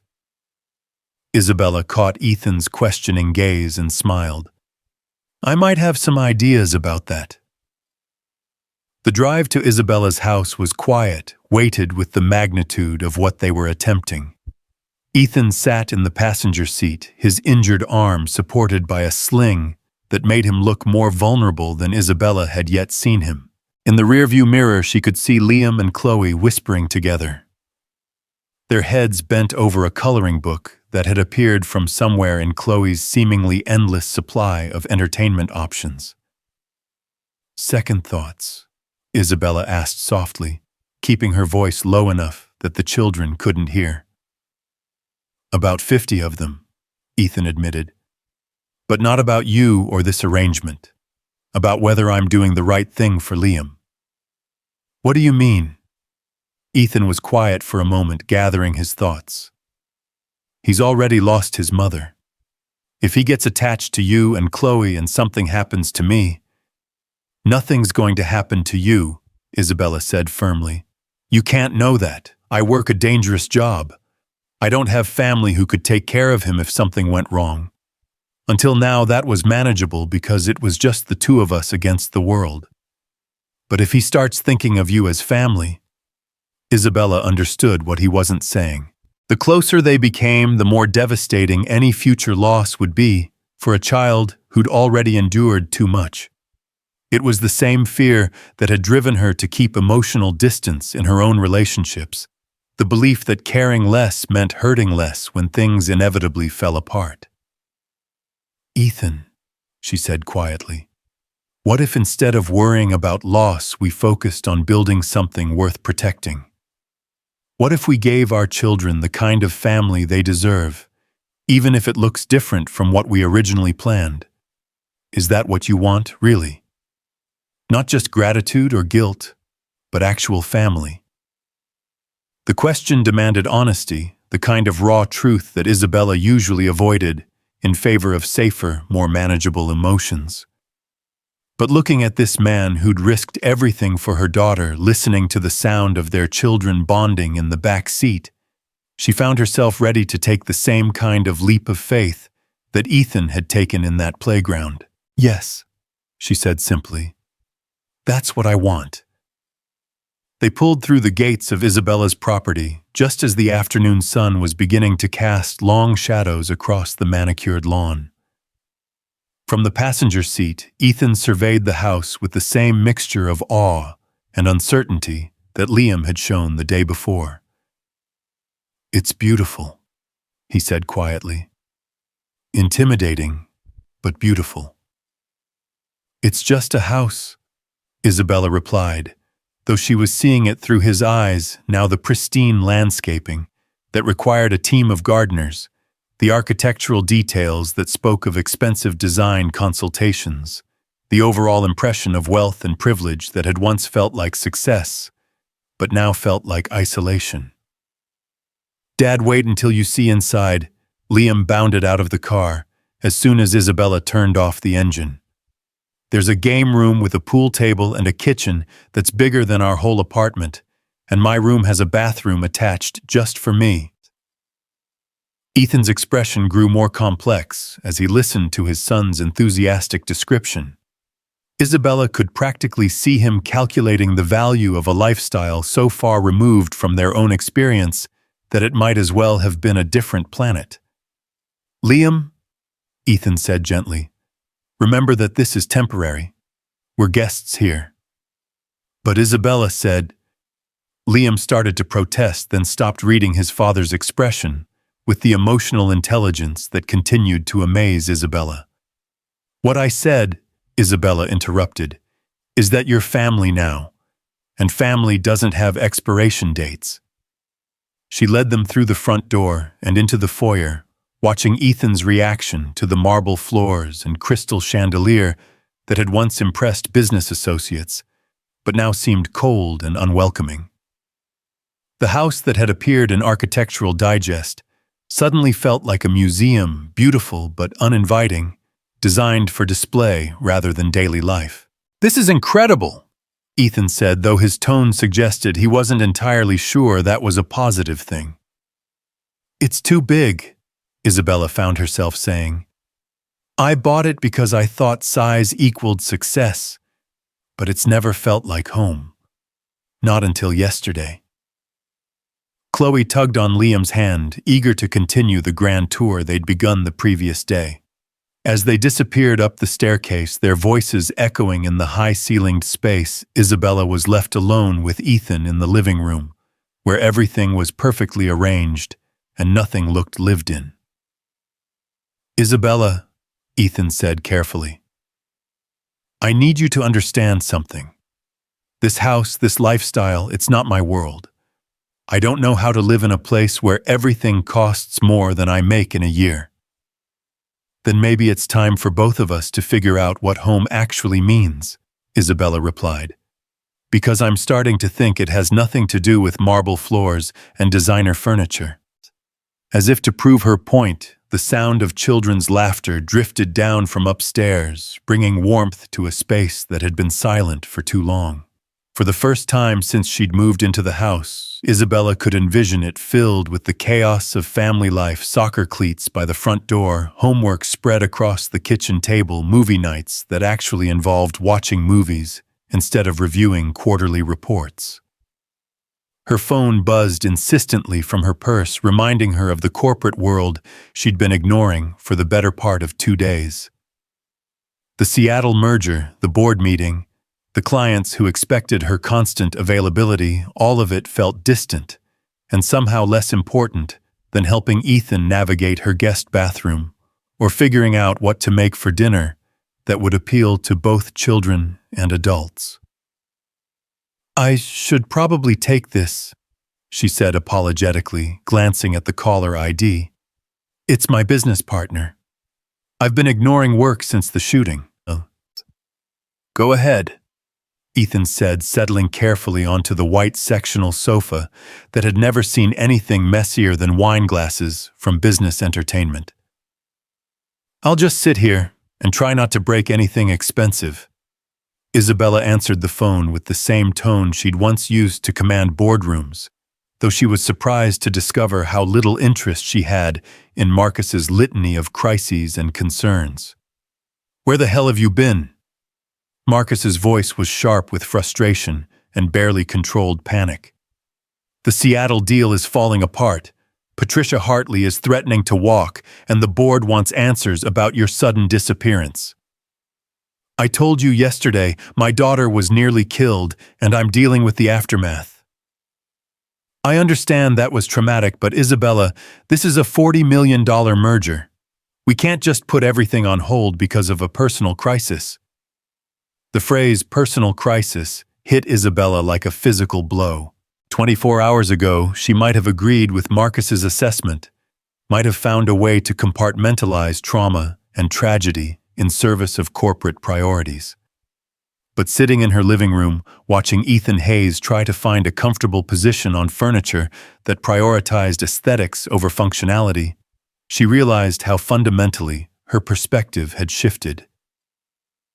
"Marcus," she said quietly, "I'm going to ask you something, and I want you to think carefully before you answer. If someone had tried to kill your daughter, and a stranger had taken a bullet to save her life, would you be worried about a merger right now?" This isn't the same thing. It's exactly the same thing. I have spent the last 6 years building this company, and for what? So I could be too busy to protect my own child, so I could prioritize profit margins over the people who matter most.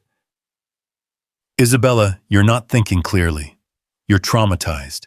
Maybe you should talk to someone, take a few days to process what happened, and then we can—" "I am thinking clearly," Isabella interrupted, her voice carrying the authority that had made Grant Industries one of Denver's most successful firms.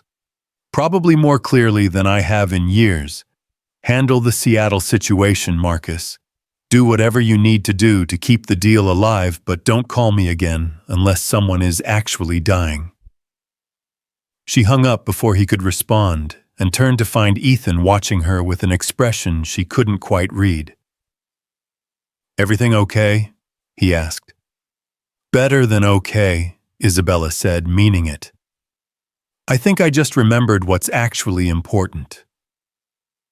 The rest of the afternoon passed in a blur of small adjustments and surprising discoveries. Isabella watched Ethan navigate her kitchen with the efficiency of someone accustomed to cooking for 2 transforming, simple ingredients into a meal that smelled like comfort and tasted like home. She listened to him explain homework concepts to both children with the patience of a natural teacher, turning math problems into games and reading assignments into adventures. Most surprising of all, she found herself learning things about her own daughter that 6 years of parenting had somehow missed. Chloe was naturally artistic, creating elaborate drawings that told complex stories. She was also surprisingly nurturing, appointing herself as Ethan's primary caretaker and insisting on bringing him water and adjusting his pillows with the seriousness of a trained nurse. "She's going to make an excellent big sister someday," Ethan observed, watching Chloe fuss over his sling adjustment. "Big sister." Isabella felt her heart skip a beat at the casual comment. "To Liam, I mean," Ethan clarified quickly, though a flush crept up his neck that suggested he might have meant something else entirely. "She's very protective of him." Isabella studied his profile as he helped Liam with a math worksheet, noting the way his concentration made him look younger, the gentle patience with which he explained concepts without making Liam feel stupid for not understanding immediately. This was a man who'd learned parenting through necessity and heartbreak, who'd figured out how to be both mother and father to a child who needed everything he could give. "Ethan," she said impulsively, "what did you do before construction work?" He looked up from the homework, surprise flickering across his features. "I was in marketing, actually. Account management for a tech startup. Nothing as impressive as what you do, but I was good at it." "What happened?" Ethan's expression grew distant, and Isabella immediately regretted the question. "Sarah got sick right when the company was going through a rough patch. Lots of late nights, travel pressure to prioritize work over everything else. I tried to do both for a while, be the dedicated employee and the supportive husband and father. But when she started chemo, I realized I couldn't be in two places at once." "So you quit?" "I took family leave first, thinking I could go back when she got better. But she didn't get better, and by the time—" He paused, gathering himself. "By the time she died, the startup had folded, and I needed work immediately. Construction paid well, didn't require updating skills that had become obsolete, and let me be home for Liam when he needed me." Isabella felt pieces of a puzzle clicking into place. "Do you miss it?" "The marketing work." Ethan considered the question seriously. "I miss the intellectual challenge sometimes. Construction is honest work, and I'm good at it, but it doesn't engage the same part of my brain." "Why do you ask?" "Because I might have a proposition for you," Isabella said, an idea beginning to form. "Grant Industries is expanding rapidly. We need someone to manage our corporate communications, handle client relations, develop marketing strategies for new ventures. Someone with experience, but also with the kind of integrity that seems to be rare in the business world." Ethan stared at her, processing the offer. "Isabella, you can't just create a job for me because you feel guilty about—" "I'm not creating anything," Isabella interrupted. "We've been looking for the right person for months. Marcus has been handling communications in addition to his other responsibilities, and it's too much for one person. I was planning to start interviewing candidates next week." "I don't have a college degree," Ethan said quietly. "Most corporate positions require— What they require is intelligence, creativity, and the ability to understand what clients actually need instead of what they think they want. You've been managing a household budget, raising a child, and navigating single parenthood for 2 years. Trust me, those are exactly the kind of problem-solving skills that translate to business success." Liam looked up from his homework, clearly following the conversation, despite his apparent focus on math problems. "Dad, that would be so cool. You could work in a big office like on TV." "It's not that simple, buddy," Ethan said gently. "This isn't about what would be cool, it's about what makes sense for our family." "But we are family now," Chloe announced with 6-year-old certainty. Isabella said so, and families help each other figure out what makes sense. The simple logic was irrefutable, and Isabella could see Ethan struggling with the same pride that had made him initially resist her offer to help with Liam's care. But this was different. This was about utilizing his skills, not charity disguised as kindness. "Think about it," Isabella said softly. "No pressure, no timeline. Just consider the possibility that maybe we could help each other professionally as well as personally." Before Ethan could respond, the doorbell rang, with the kind of insistent chiming that suggested someone was prepared to wait as long as necessary for an answer. Isabella glanced at her watch, realizing she wasn't expecting anyone, then felt a chill of apprehension. The events at the playground had been reported in the local news, and while they'd managed to keep their names out of the initial coverage, it was only a matter of time before enterprising reporters tracked them down. "I'll get it," she said, moving toward the front door, while the children continued their homework at the kitchen table. Through the security camera monitor, Isabella could see a man in his 50s standing on her doorstep, wearing an expensive suit and carrying himself with the kind of aggressive confidence that suggested he was accustomed to getting what he wanted. He was unfamiliar to her, but something about his posture set off alarm bells that had nothing to do with reporters or business concerns. "Can I help you?" she asked through the intercom system. "Mrs. Grant, my name is Richard Hartwell. I need to speak with you about the incident at Riverside Park. It's urgent." Isabella felt ice forming in her veins. Richard Hartwell, Patricia Hartley's ex-husband. The man whose unstable behavior had led to their acrimonious divorce and ongoing custody battle. The man who, according to the police investigation that had been quietly proceeding while she focused on Ethan's recovery, had hired someone to frighten his ex-wife by threatening their daughter. "I'm not interested in speaking with you, Mr. Hartwell," Isabella said firmly. "Please leave my property immediately." "Mrs. Grant, I think there's been a misunderstanding. The man you think is a hero, he's interfered with something that was none of his business. Chloe was never in any real danger." This was meant to be a warning, nothing more. The casual admission of guilt delivered with the kind of entitlement that suggested he saw nothing wrong with terrorizing a 6-year-old to send a message to his ex-wife made Isabella's hands shake with rage.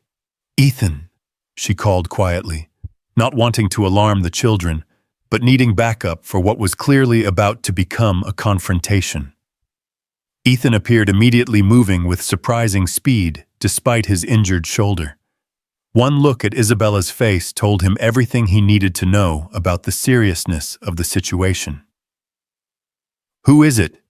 he asked, positioning himself between Isabella and the door with automatic protectiveness. "The man who hired the gunman," Isabella said, her voice tight with controlled fury. Ethan's expression went cold in a way that reminded Isabella that beneath his gentle demeanor was a man who'd been willing to take a bullet for a stranger's child. "Call 911, he said quietly. "Now." Through the intercom, Richard Hartwell's voice grew more insistent. "Mrs. Grant, I know you're listening. The situation got out of hand, but that's not my fault. Your hero friend escalated things beyond what was necessary. No one was supposed to get hurt." "Dad." Liam's voice came from the kitchen, uncertain and afraid. "Is everything okay?" Isabella realized that whatever happened next would unfold in front of 2 children who'd already been through enough trauma for 1 week. But running wasn't an option, not from her own home, not when this man clearly posed an ongoing threat to everyone she cared about.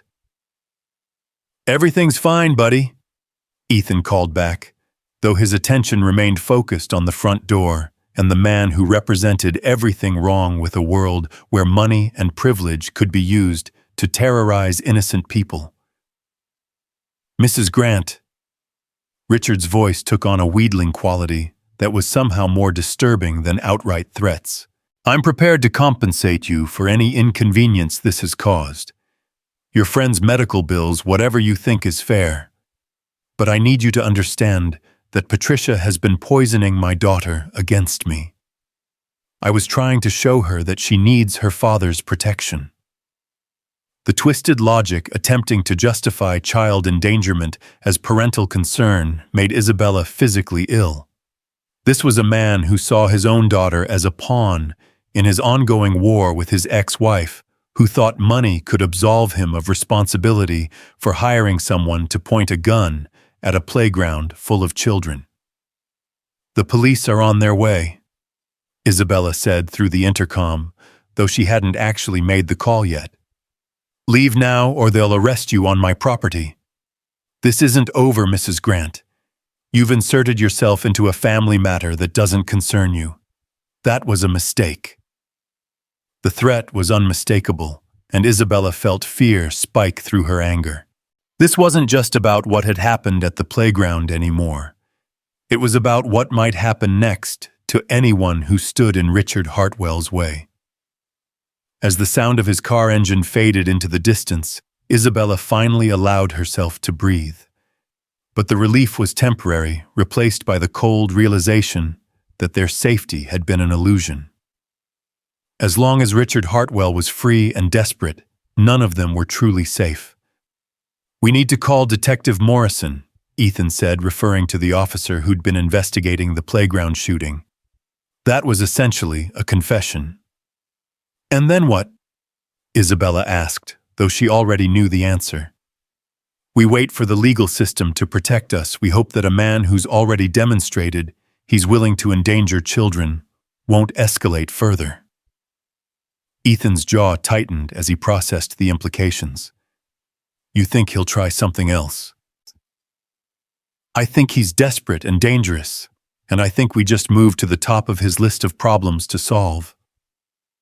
Isabella looked toward the kitchen where she could hear the children's voices as they tried to pretend they hadn't been listening to every word.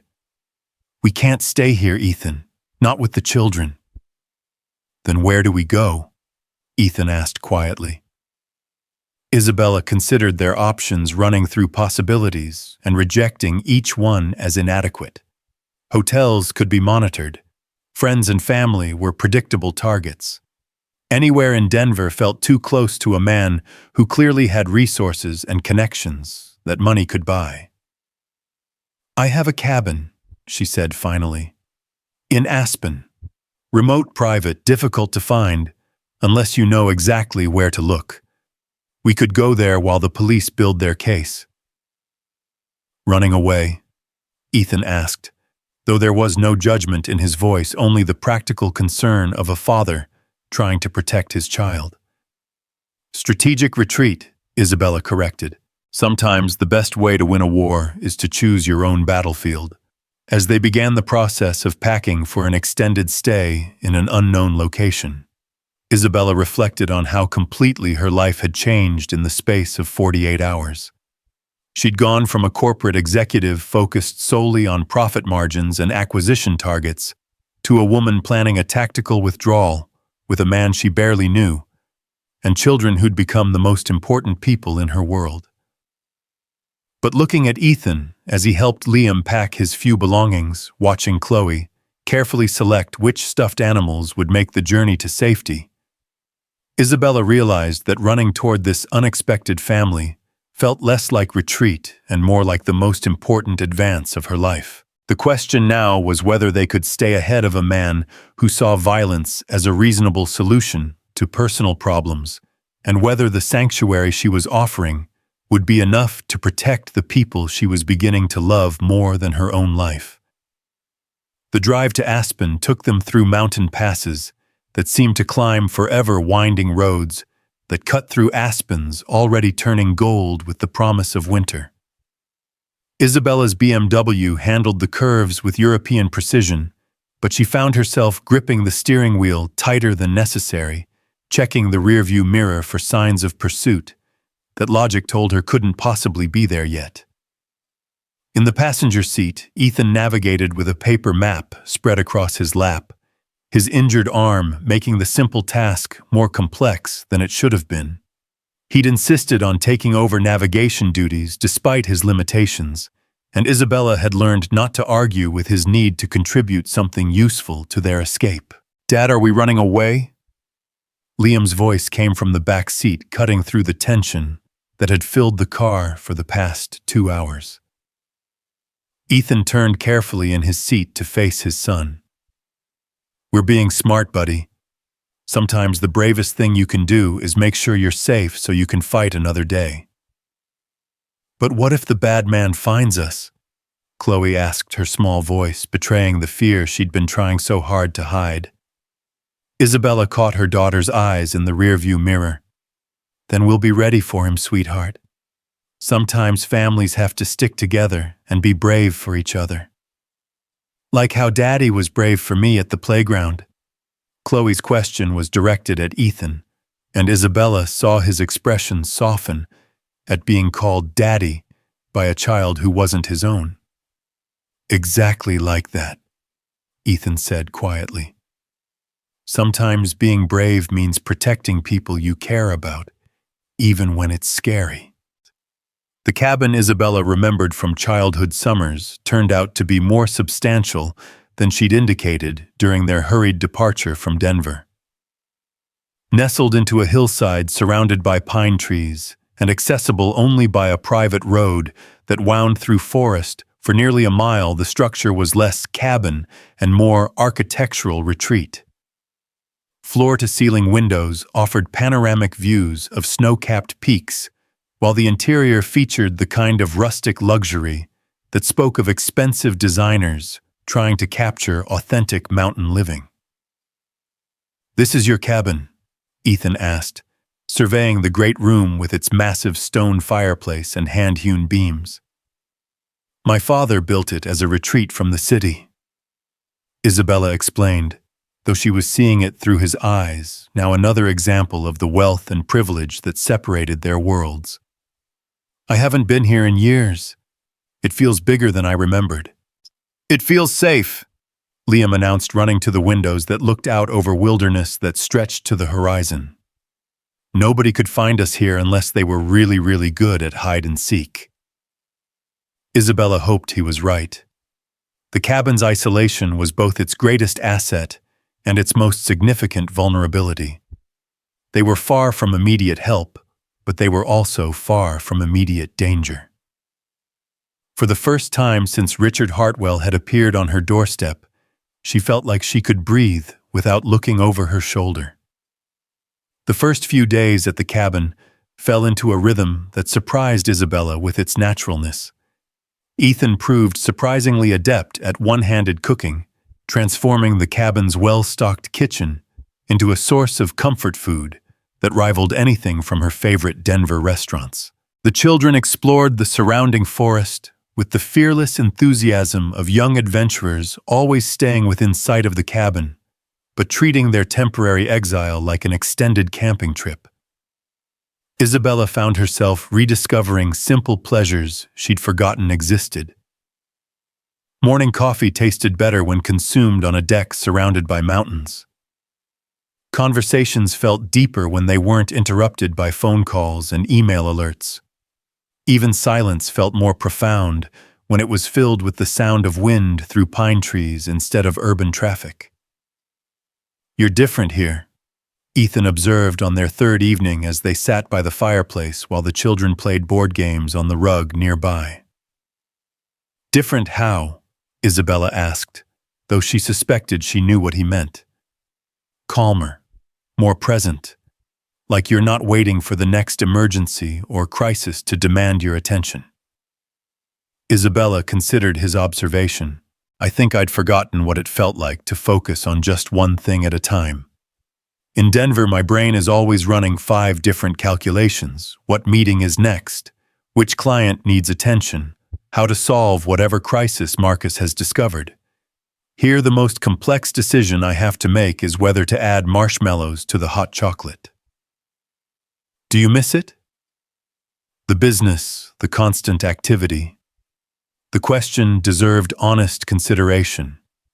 Did she miss the adrenaline rush of closing major deals, the satisfaction of outmaneuvering competitors, the respect that came with being one of Denver's most successful female CEOs? "I miss feeling useful," she said finally. "I miss knowing that my decisions matter, that I'm building something important." "Isabella," Ethan said softly, "you saved my son's life by giving him a safe place to stay while I recovered. You're helping him process trauma that could have damaged him permanently. You're showing Chloe what it means to put family before business. How is that not important?" Before Isabella could respond, Liam looked up from the Monopoly board where he was systematically bankrupting his opponents with the ruthless efficiency of a future business mogul. "Isabella, can I ask you something?" he said with the seriousness that had become familiar over the past week. "Of course, sweetheart." "Are you going to marry my dad?" The question hit the room like a physical force, causing Chloe to drop her playing piece and Ethan to nearly choke on his coffee. Isabella felt heat rise in her cheeks, as she processed the 8-year-old's matter-of-fact inquiry. "Liam," Ethan said quickly, "that's not really something you should ask. But they act like they're married." Liam continued with the logic that only children could employ. "They worry about each other, and they make decisions together, and you look at her the same way you used to look at Mom when you thought I wasn't paying attention." The observation was so astute and delivered with such innocent honesty that it left both adults speechless. Isabella stared at Ethan, seeing her own confusion, and something that might have been hope reflected in his green eyes. "Marriage is complicated, buddy," Ethan said finally. "Adults need time to figure out their feelings and make sure they're making good decisions." "How much time?" Chloe asked, apparently deciding this was a conversation she needed to join. "Because I already decided I want Liam to be my brother, and you to be my daddy. So if you need to get married to make that happen, you should probably hurry up." Isabella found herself laughing, despite the emotional complexity of the moment. "Chloe Elizabeth Grant, you can't just order people to get married because it fits your family planning." "Why not?" Chloe asked with perfect 6-year-old logic. "You order people to do stuff at work all the time and they do it." "That's different, baby. Business decisions are about contracts and negotiations. Marriage is about love. Don't you love each other?" Liam asked his question, cutting straight to the heart of what neither adult had been willing to articulate. Isabella looked at Ethan.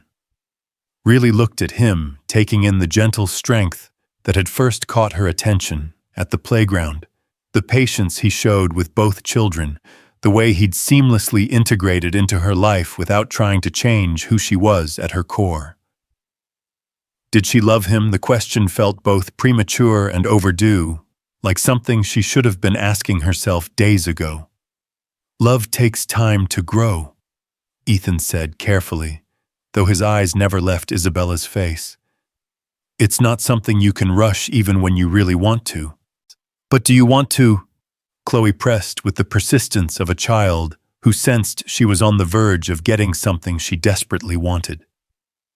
The conversation was interrupted by the distinctive sound of a vehicle climbing the access road to the cabin. Isabella felt her blood turn to ice as headlights swept across the windows, illuminating the great room where their impromptu family had been safely hidden for the past week. "Get the children into the back bedroom," Ethan said quietly, moving toward the windows with the controlled urgency of someone accustomed to making life-or-death decisions quickly. "Lock the door and don't come out unless I tell you to." "Ethan, you're injured," Isabella started to protest. "And you're not trained for this kind of situation," he interrupted, his voice carrying an authority she'd never heard before. "Please, Isabella, trust me to protect our family." The phrase, "our family," hit her with unexpected force, but there was no time to process the implications. She gathered both children who had gone quiet, with the kind of instantaneous obedience that came from sensing real danger, and led them to the master bedroom at the back of the cabin. Through the locked door, Isabella could hear voices, Ethan's calm and controlled, another man's aggressive and demanding.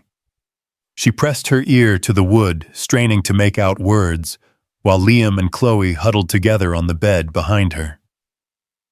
"Mr. Hayes, isn't it?" The voice was cultured, educated, and coldly amused. Richard Hartwell had found them.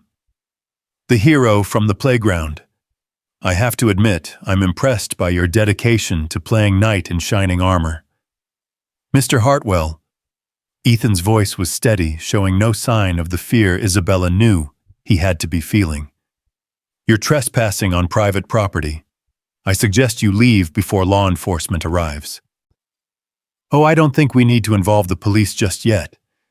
This is really a family matter, and I'd prefer to resolve it privately. Where is Mrs. Grant?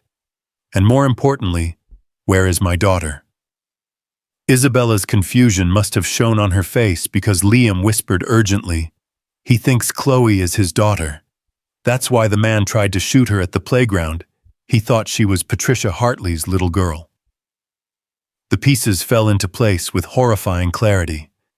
Richard Hartwell had hired someone to terrorize what he thought was his ex-wife's child, not knowing that his target had been misidentified. The gunman had been aiming at the wrong little girl, which meant Chloe had been in danger for reasons that had nothing to do with her own family. "There are no children here," Ethan said calmly, "and Mrs. Grant isn't available for conversation. You need to leave." "Mr. Hayes, let's not play games. I know she's here and I know she has Patricia's daughter with her. This has gone on long enough. That little girl belongs with her father, not with strangers who've inserted themselves into a situation they don't understand." Isabella realized with growing horror that Richard Hartwell's delusion went deeper than simple mistaken identity. He genuinely believed that Chloe was his daughter, that Isabella was somehow connected to his ex-wife's family. The psychological break from reality made him infinitely more dangerous than a merely vengeful ex-husband. "Mr. Hartwell," Ethan said, his voice taking on the patient tone he used when explaining difficult concepts to children. "I think there's been a misunderstanding. The little girl you're looking for isn't here. Mrs. Grant's daughter was never involved in your family situation." "Don't lie to me!" The explosion of rage was audible even through the bedroom door. "I've been watching Mr. Hayes. I've seen them together. Patricia thinks she can hide behind lawyers and restraining orders, but I know my daughter when I see her. She has my eyes, my smile. She belongs with me." Isabella felt sick as she realized the depth of Richard's psychological instability. He wasn't just dangerous, he was delusional, creating connections and relationships that existed only in his fractured mind. No amount of reasoning would convince him that he was wrong about Chloe's identity. "Isabella?" Chloe whispered, tugging on her mother's sleeve. "Why does that man think I'm his little girl? I'm your little girl." "You are," Isabella whispered back fiercely. "You absolutely are, and nobody is going to change that." But even as she spoke the words, Isabella was running calculations in her mind. How had Richard found them? How many people knew about the cabin's location? Most importantly, how were they going to get out of this situation with everyone safe? The conversation in the main room was escalating. Richard's voice growing louder and more agitated, while Ethan maintained his calm, reasonable tone. Isabella could picture the scene, her injured protector facing down an armed and unstable man while she hid in a bedroom with two terrified children. "I'm calling 911, she whispered to Liam and Chloe, pulling out her phone only to discover that the cabin's remote location meant no cell signal. The landline was in the kitchen, which might as well have been on the moon for all the good it did them now. A crash from the main room made all three of them jump, followed by Richard's voice raised in fury. "Where are they, Hayes? I know they're here. Patricia can't hide forever, and neither can you." Isabella made a decision that went against every protective instinct she possessed, but felt like the only way to prevent the situation from escalating into violence. She unlocked the bedroom door and stepped into the hallway, leaving the children behind with strict instructions to stay hidden no matter what happened. The great room looked like a war zone. Furniture had been overturned, and Ethan was pressed against the stone fireplace, his injured arm clearly causing him significant pain as he tried to maintain a defensive position. Richard Hartwell stood in the center of the room, holding what looked like a hunting rifle with the casual confidence of someone who'd used weapons before. "Mrs. Grant," Richard said pleasantly, as if they were meeting at a social function instead of a hostage situation. "How lovely to see you again. I trust my daughter is well. I've been so worried about her since this unfortunate misunderstanding began." "Mr. Hartwell," Isabella said carefully, keeping her voice calm and non-threatening. I think we need to talk. There's been a terrible mistake, and I believe I can help clear it up. Oh, I doubt that very much. Patricia has been filling her head with lies about me for months, turning my own daughter against her father. But children adapt quickly when they're removed from toxic influences. Isabella felt ice form in her veins as she realized Richard's true intention. He didn't just want to see Chloe, he wanted to take her to remove what he believed was his daughter from what he perceived as a dangerous situation. The little girl you're looking for isn't here, Isabella said firmly. My daughter Chloe isn't Patricia Hartley's child. You've made a mistake. Don't insult my intelligence, Mrs. Grant. I've done my research. I know about your connection to Patricia's family, your involvement in our custody dispute. You think you can hide behind wealth and privilege, but a father's rights supersede everything else. The complete disconnect from reality was terrifying in its absoluteness. Richard had created an entire narrative that cast Isabella as a villain in his personal drama, Chloe as his stolen daughter, and himself as a wronged father fighting for justice. No amount of evidence or logic would penetrate the delusion that had become his truth. Mr. Hartwell, Ethan said quietly, why don't you put the rifle down and we can discuss this like reasonable adults? Nobody needs to get hurt. Nobody needs to get hurt, Richard agreed, though he made no move to lower the weapon. All I want is my daughter. Give her to me, and we can all walk away from this unfortunate situation. Isabella realized that any attempt to prove Chloe's true identity would require bringing her daughter into the room, putting her directly in the path of an armed and unstable man. The choice was impossible: maintain the deception and hope for rescue, or risk Chloe's safety to prove Richard's mistake. She's sleeping, Isabella said finally. The stress of the past few days has been hard on her. Surely you don't want to traumatize her further by waking her up to this discussion. Richard's expression softened slightly, revealing a glimpse of what might have been genuine paternal concern buried beneath layers of paranoia and rage. My poor baby. Patricia never could handle stress properly. She always put her own needs ahead of our daughter's emotional well-being. The twisted logic was heartbreaking in its sincerity.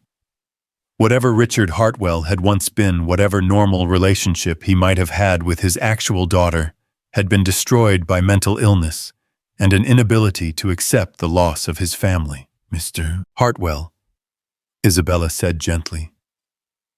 When was the last time you actually saw your daughter? I mean, really saw her, spent time with her?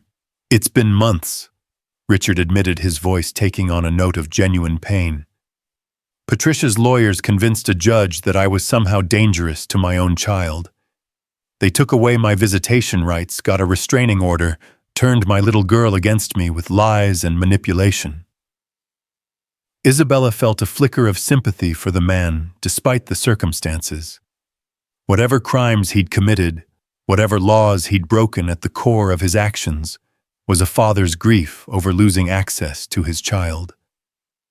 The tragedy was that his attempts to regain that access had made him genuinely dangerous to innocent people.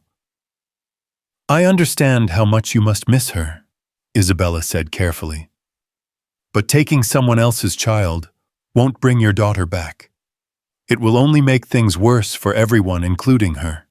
You don't understand, Richard said, his grip tightening on the rifle. Patricia has poisoned her mind against me. She needs time away from that toxic environment, time to remember how much her father loves her.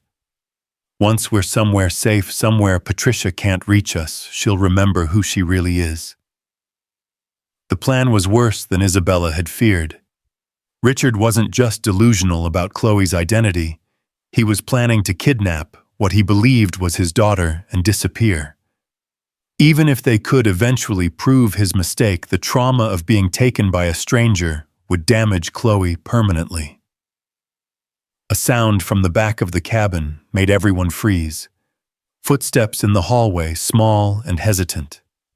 Despite Isabella's instructions to stay hidden, one or both of the children had decided to investigate.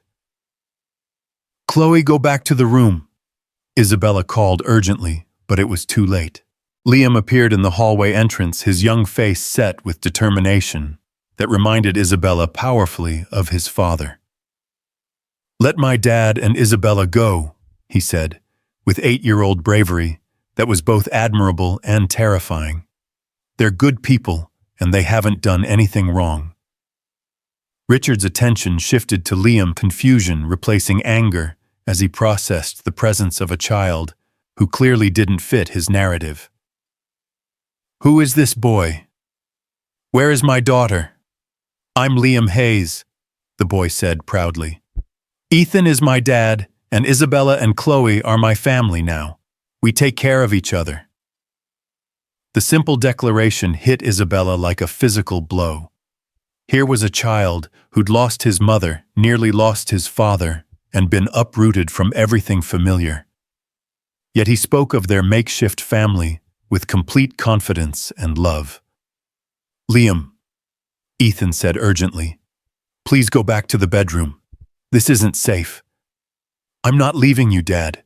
Families stick together, remember." Richard's confusion was deepening, the careful structure of his delusion beginning to crack as reality intruded in ways he couldn't ignore or explain away. "This boy, he's not part of the plan. Patricia never mentioned a boy." "Because there is no plan," Isabella said firmly, sensing an opportunity in his uncertainty. "Because Patricia Hartley isn't here, and neither is your daughter. You've made a terrible mistake, Mr. Hartwell, but it's not too late to fix it." "No," Richard said, but his voice lacked its earlier conviction. "No, I know what I saw. The little girl, she has my eyes." "Many children have brown eyes," Isabella said gently. "That doesn't make them yours. Your daughter is safe with her mother, Mr. Hartwell. She's not here, and she never was." The sound of approaching helicopters began as a distant whirring that grew steadily louder, accompanied by the growing rumble of vehicles climbing the access road. Someone had found them, whether law enforcement responding to a tip or search and rescue following up on missing persons reports, Isabella couldn't tell. But help was coming, and they just needed to survive long enough for it to arrive. Richard heard the approaching sounds too, and panic replaced confusion in his expression. "No, this isn't how it's supposed to happen. They'll take her away again, turn her against me." "Mr. Hartwell," Ethan said calmly, "you have a choice to make. You can put down the rifle and walk away from this before anyone gets hurt, or you can make this situation worse than it already is. What do you think your daughter would want you to do?" The question hit its target with devastating accuracy. Whatever delusions Richard harbored about Chloe's identity, his love for his actual daughter was real and powerful. The idea that his actions might further damage his relationship with her was the one thing that could penetrate his fractured reasoning. "She doesn't even remember me anymore," Richard said, his voice breaking. "Patricia has made sure of that. My own daughter doesn't remember how much her father loves her." "Then don't give her more reasons to be afraid of you," Isabella said softly. "Don't make choices that will hurt her more than she's already been hurt." The rifle wavered in Richard's hands as the sounds of approaching rescue grew louder.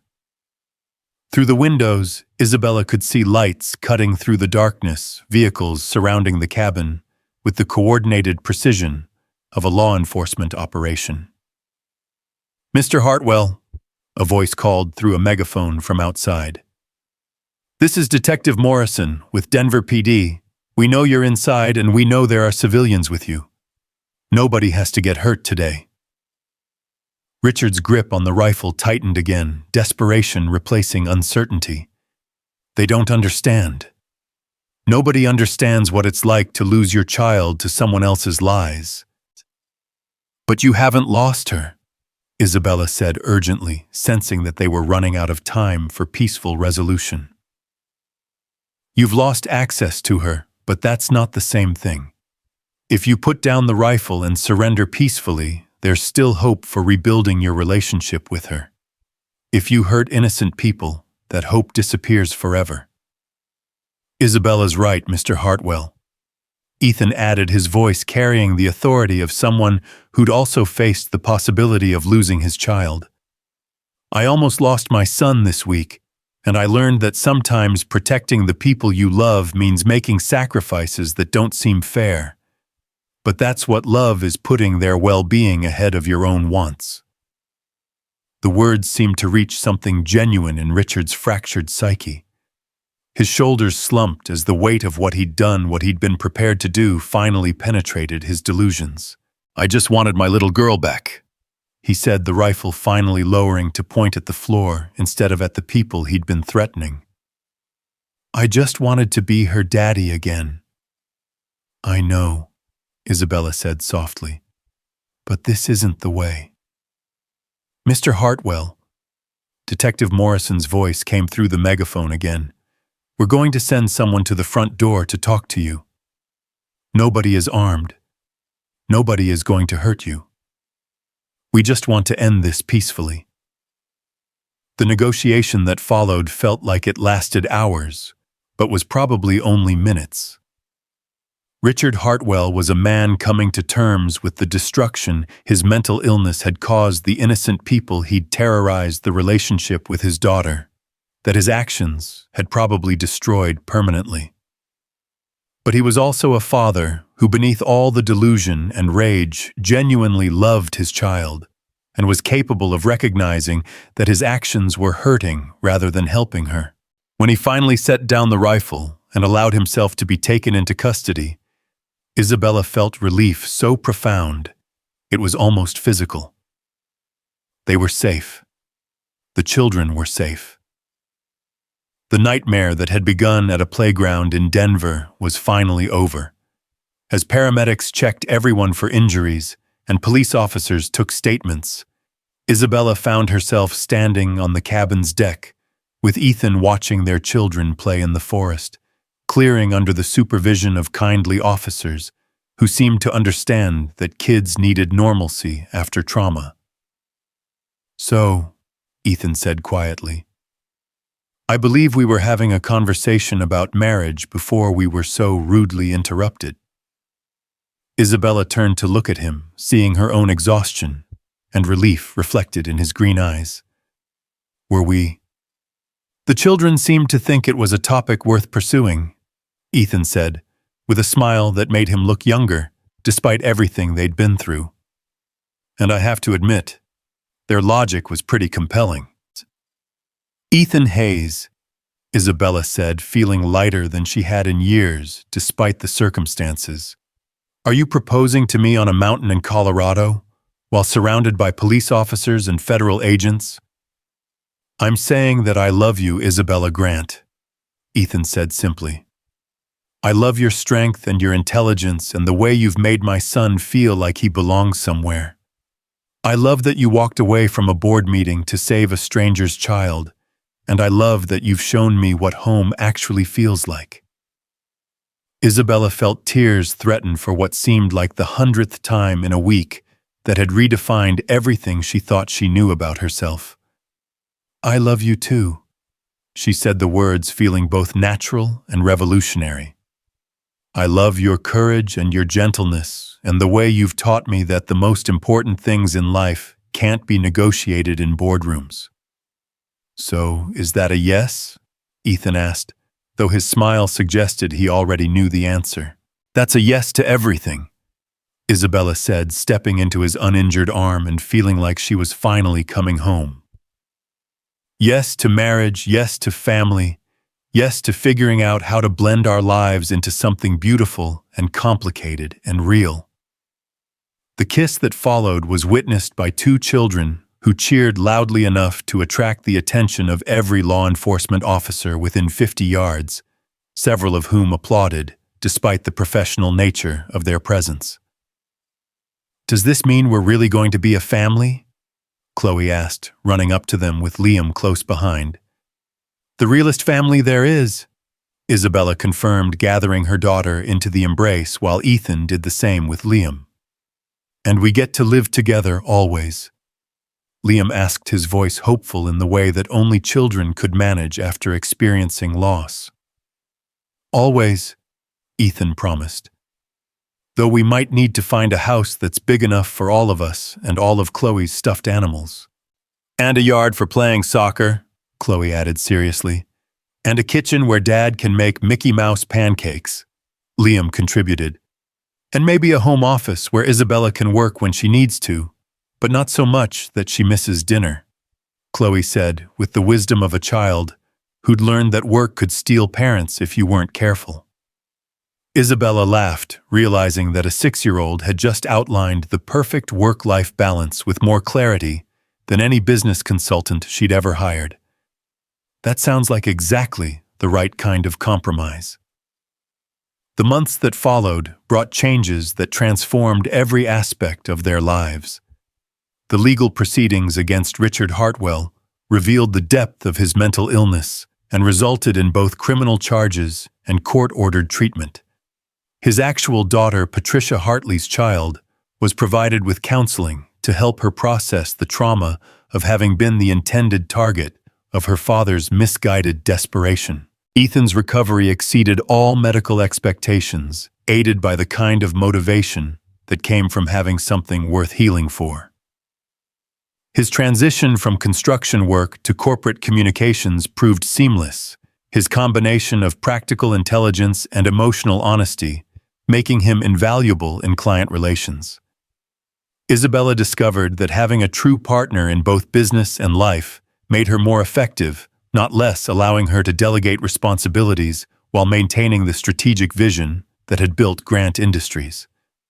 Most importantly, they found a house that met all of Chloe's specifications, big enough for a blended family, with a yard perfect for soccer practice and a kitchen designed for pancake artistry. It wasn't as grand as Isabella's former showcase home, but it felt lived in from the day they moved in, filled with the comfortable chaos that came from children who felt safe enough to be messy, and adults who'd learned that perfection was less important than presence.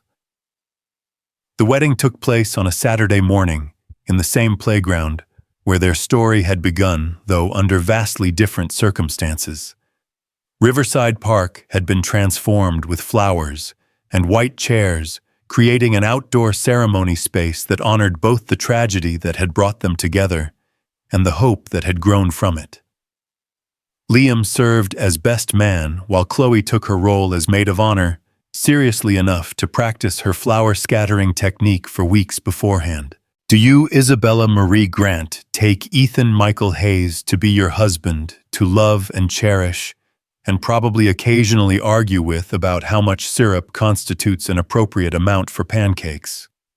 The minister's improvised addition to the traditional vows made everyone laugh, including the bride and groom who'd discovered that humor was essential to navigating the daily negotiations of blended family life. "I do," Isabella said, meaning it more than she'd ever meant anything in her professional life. "And do you, Ethan Michael Hayes, take Isabella Marie Grant to be your wife to love and support, and probably occasionally remind about the existence of weekends and the importance of being present for dinner?" "I absolutely do," Ethan replied, his green eyes bright with tears and laughter. The reception that followed was everything a playground wedding should be, children running between tables, while adults who'd learned to prioritize joy over propriety joined in impromptu games of tag and soccer. Marcus, who'd initially struggled with Isabella's new work-life balance, found himself enchanted by Liam's serious questions about business strategy and Chloe's conviction that all important meetings should include snacks.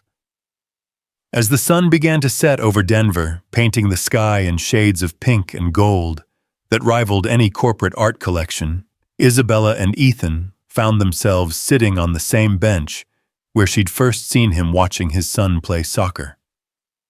The playground around them was filled with their wedding guests, their children, their friends and family who'd come to celebrate a love story that had begun with an act of heroism and evolved into something deeper than either of them had thought possible. Any regrets? Ethan asked, his arm around her shoulders as they watched Liam teach Chloe a new soccer trick. Only that it took a gunman to make me realize what I was missing, Isabella said honestly. What about you? I regret that Sarah can't be here to see this, Ethan said quietly. She would have loved you, you know. She always said I needed someone who could match my stubbornness with her own. Isabella leaned into his warmth, understanding that loving Ethan meant loving the memory of the woman who'd shaped him into the man he'd become. I think she'd be proud of the family we've built. I think she'd be happy that Liam has a mother who loves him and a sister who adores him. I think you're right, Ethan agreed. And I think she'd be amazed that it all started with me running toward a gun instead of away from it. Best decision you ever made? Isabella asked, though she already knew the answer.